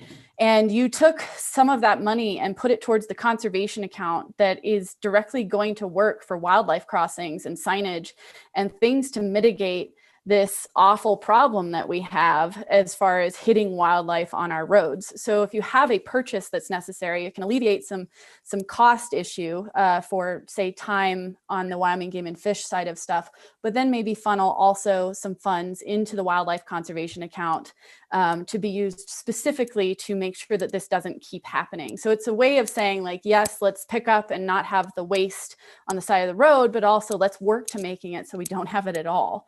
And so you can tie it to this kind of solution-based license. And at that point, now you're also heightening this discussion around wildlife crossings, which we've, you know, figured out are so vitally important to both our safety as well as, you know, our wildlife in this state. And then finally, the last little bit of this is that in this discussion around wildlife crossings, the number that I've heard thrown around is that only 1/3 of wildlife collisions are even reported. So we even have poor reporting around that because people, you know, if they're just nicking it and killing it, but there isn't significant vehicle damage, many people aren't reporting that. And so this could also help incentivize like better reporting and more ideas on where we need to be doing this wildlife crossing work. So you have this like waste thing, which I'm very on board with. I have friends that are in Montana and have picked up 2 or 3 whitetail, and they take them. They always get them tested. They do the up and up. They paid for the ticket in Montana. And when I did a little digging, I found that from 2013 until 2019, Montana sold 6,252 permits for wildlife collection on because of roadkill. And I don't know if you can see, but this is sort of what the map looks like. And I apologize, I meant to get this in your guys' email inbox so you can look at sort of this distribution, but by and large, more than half of that is white-tailed deer. And I have by myself lifted a white-tailed deer into the back of a truck. I certainly grunt a little bit, but it is doable and it's easy and it was quick. So I would just stand in support of this. I think making sure that we do tie up these loose ends on making sure we're not putting any major constraints around Wyoming Game and Fish Department, that we're protecting them as far as any more workload. And I guess I would offer, as far as the safety factor, luckily we have a state that's fairly rural with long roads in between, but maybe I would question other states and see what they're doing if they have other issues. And what I can commit to is, if we pass this bill and if you all pass this bill through committee, I'll come back to you having done research and talked with other states to see if there are other safety issues or things that they've put in place, or if it's just not been an issue because it hasn't been an issue. And I apologize for not having done that research prior to. I just hadn't thought about it until just now. But I'll stand for any questions, and thank you for bringing this bill. Thank you, Ms. Johnson. Questions, committee, for Ms. Johnson? Well, thank you. And I like your ideas, your amendment ideas. And I appreciate the additional data from Montana. Thank you. And thanks for the time. Thank you, Madam Chair. And Ryan, is that all we have for testimony then? I'm sure I believe that's correct. I don't see any other hands up. Okay, then at this point, we will close public testimony. And I thank everybody for their time. And committee, what is your pleasure? I've called for the question. Representative Knapp. Madam Chair, I just had one more question, if possible, for Representative Zwanitzer. Absolutely. After hearing the testimony today, would it be possible to have an amendment that deals with the collection point? If you could still tag an animal as yours, but have a different collection point besides trying to get it off the side of the road yourself. They're being picked up anyway by DOT. And I just wonder if a collection point answer may be an amendment. Chairman Zwanitzer. Thank you, Madam Chairwoman, Representative Knapp. So I think that's perfectly a great idea. And I would assume in the rules and regs that Game and Fish would come up with, they could allow for that. Perhaps you call, say, it's a busy time of day, but you claim stake on the roadkill, and Game and Fish knows that, so no one else could take it except for perhaps someone who just happened to have a scientific or educational or previous donation permit. But I would think Game and Fish could then say, hey, it's rush hour. Come back at 8 o'clock tonight. We'll meet you there. You can pick up the carcass at that time if anybody else calls, depending where you are in Wyoming, right? It's depending on how busy their field office is. So I'm not sure if you need an amendment personally, but I would hope that the commission, through rules and regs, would be able, or just internal processes, would come up with a way for someone who just hit an animal or saw an animal hit, could immediately call and make arrangements depending on the time of day, season, how busy it is, and arrange for a later pickup, or that they're going to come back in an hour with somebody else in a bigger truck, whatever it's going to be. I would hope they do that without a statute, but it's always at your discretion. Representative Haroldson. Thank you, Madam Chair. In regards to the last question, as a sportsman, I would like to, I guess, throw an idea out that allowing an animal to lay with internal organs in it for any period of time isn't a good thing. just because you're going to progress the basically the loss of meat quality. So the sooner you can get a hide off, sooner you can get internal organs out of it, the better. So having almost a delayed system, I think, would honestly hurt this more than help this. And I think if we make it too difficult, people won't get them. So I don't know, just a thought towards that last statement. Thank you, Madam Chair. So Chairman Swanser, I'm just gonna have you kind of give me your idea of how this would work, okay? So you're that guy and you possess now a permit to pick up roadkill, correct? Because that's where it starts, is with the permit, correct? Yes, ma'am, And sure. so, okay, and so it's not like anybody, like, because I drive from here to Grable every single day and there's an animal killed on the highway. So unless I was permitted, I would not be allowed to stop and collect that animal at all, correct? Correct, Madam Chairman. Okay. And then they would have to have one of those 3 criteria. And of the 3 criteria, the donation certificate, could you explain to me what your thoughts were regarding donation of these animals? Is it for scientific study? How does that play out? Science classes? Do you mean, so Madam Chairman, currently in Game and Fish law, you can already have a valid scientific or educational permit to pick up a carcass. Okay. They're doing, let's say, a project. I would say it's usually more for like raptors or some other type of animal, but you could already have a prior authorization for those specific animals, and those would be Game and Fish issues those based on what you've turned in, and they grant you one of those.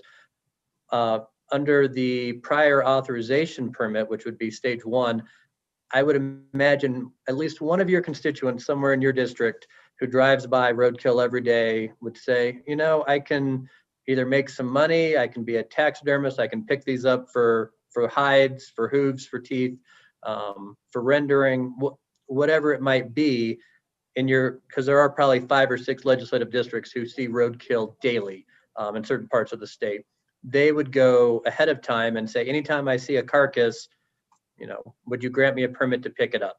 And Game and Fish, I would assume, would do some due diligence and background work and make sure they were a legit operation to be able to do that. So really only under the 3rd option, where you hit an animal or you watched an animal get hit, or it's very recent, and you can normally tell how recent based on the blood on the highway. You could call Game and Fish and ask for their permission under whatever structure they want. They may say, wait there, we'll have someone in an hour, and if you can't wait, you can't take it. So that would be how I foresee it happening.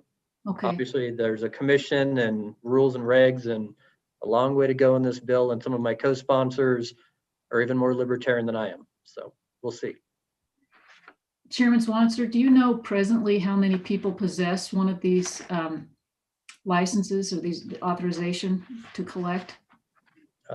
Madam Chairman, I do not. The scientific educational permits, my recollection is they were fairly rare under certain circumstances in certain parts of the state. If anyone from Game and Fish is still on, I would be happy to turn that over. Okay.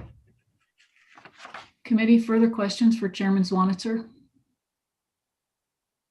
Representative Banks. Not sure I have a question, more just maybe a comment. I really like the idea and I'm supportive of the concept.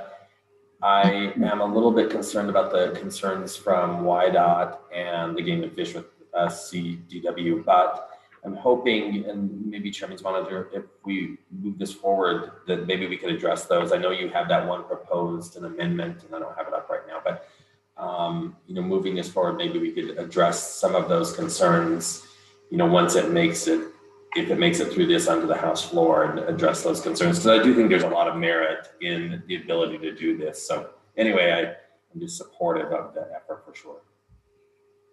Thank you. Further questions, comments?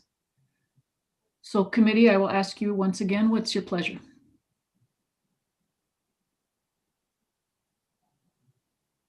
Move the bill. It's been moved by Sweeney. Do I have a second? Seconded by Haroldson. Okay. And regarding the amendment, Representative Sweeney, would you care to go ahead and move that at this time as well? Yes, I'd move the amendment. I think it's 4301 to House Bill 9095. Okay. And I just want to make sure that Ms. Austin, did she receive a copy of Chairman Zwanitzer's amendment? Just want to make sure she did get that, she and Ryan. I do not have a copy. Okay, we will make sure. Yeah, Madam Chair, sorry, this is Ryan. Representative Zwanitzer did send it to me, so I'll get a copy to her. Thank you. Thank you. Okay, so our amendment's been moved, the bill's been moved. So let's walk through the bill and we will plug in the amendment at the time. Okay, on page 1, are there any questions or an amendment there? Okay, moving on to page 2, and this is where we will see our first change. Page 2, line 2, after the word possesses, you would insert the entire road-killed animal and holds, and then it would go on to say one of the following. And are there any other questions, amendments on the rest of page 2? Carrying on, page 3. And this is where, again, we would see the rest of the amendment after line 16, or on line 16, after the word collisions, then you would insert subsection D, which states, upon request of the State Transportation Commission, the commission shall exempt segments of public road or safety or highway from the program established pursuant to this section, period. And then it goes on to page 4. Any other questions? All right. So questions on, or is calling for the, unless you don't have any questions on the amendment, all those in favor, please show by a raise of hand. Opposed, same sign, carries unanimously. So we are back on the bill. Any questions or comments, committee members? Representative Sweeney. I would, I'd urge an aye vote, and I understand tremendously and have great respect for Game and Fish. I think they can deal honestly with this.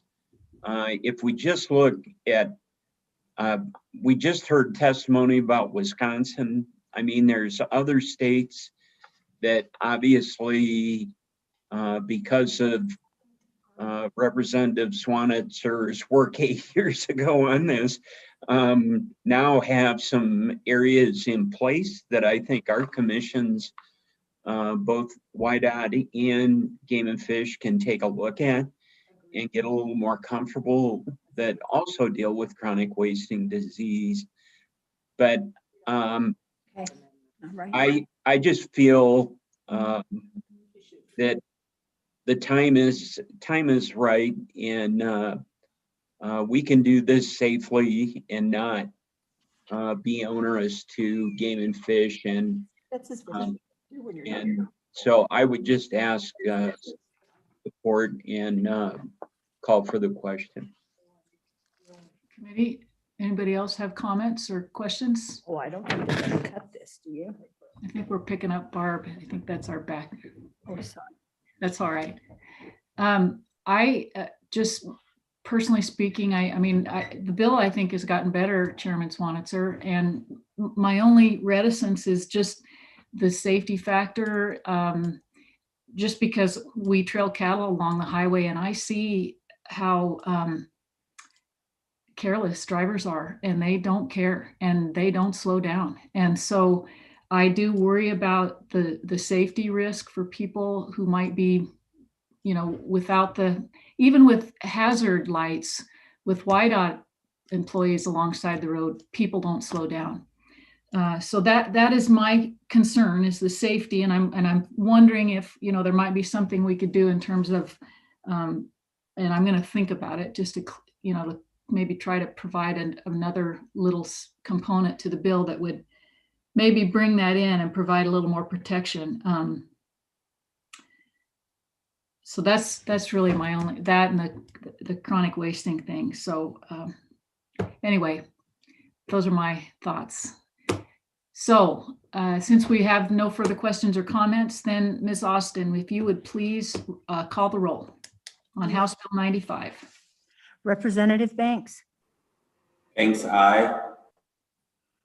Representative Haroldson, Aye. Representative Hunt has submitted an absentee vote of aye. Representative Jennings, Aye. Representative Knapp, Aye. Representative Newsom, Aye.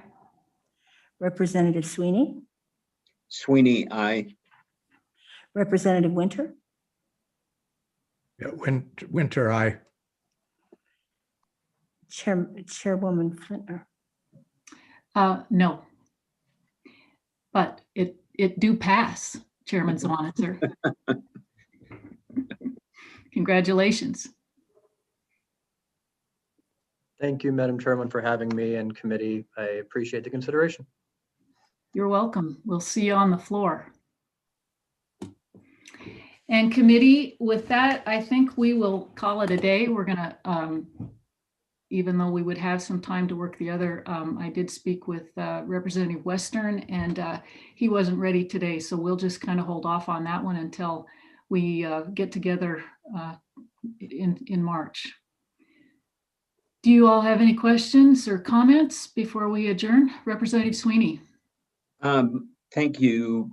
So does anybody know if, and I should ask Chairman Zwanitzer, but technology wise, when we're in person, are we going to need earphones on or earbuds or whatever they call them on the floor during this session? I understand, you know, the virtual session, it was a must, but does anybody know that? Ryan, do you have an answer for Representative Sweeney? Madam Chair, thank you, Madam Chair, and Representative Sweeney. My understanding is no, that you will not function much more both on the floor and in the committee rooms. It will function much more like a natural type session.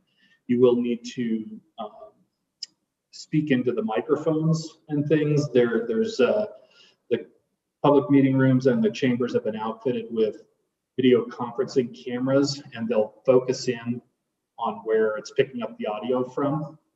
And so you'll notice, for example, in the House travel room where Miss Austin is sitting, you've got the wide angle view of the dais. And then anytime she speaks into the microphone, the camera focuses on her. So that's kind of how that'll function. And my understanding is that that will, you know, both in the chambers for, you know, when the House and Senate are gavelled in, as well as in the public meeting rooms, that's how it will be. In addition, there'll be some monitors, both in the public meeting rooms and I believe in the chambers, so that members of the public or members of the legislature who choose to participate remotely can also do that. So members of the public can come to the Capitol and testify in person. They can also watch on YouTube, and members of the legislature who choose to participate remotely can do so as well. Great. No, that helps a lot. And I was curious how that was all going to work. I get my second shot tomorrow, so hopefully I don't get sick from the stupid thing. So anyway, but Well, I'm looking forward to seeing everybody in person. Me too. Representative Jennings is like looking at Mr. Wilson. I just kind of see the top of his head. We can have Yeah. that talk another time, Chairman. What's that? Have that talk another time. Right.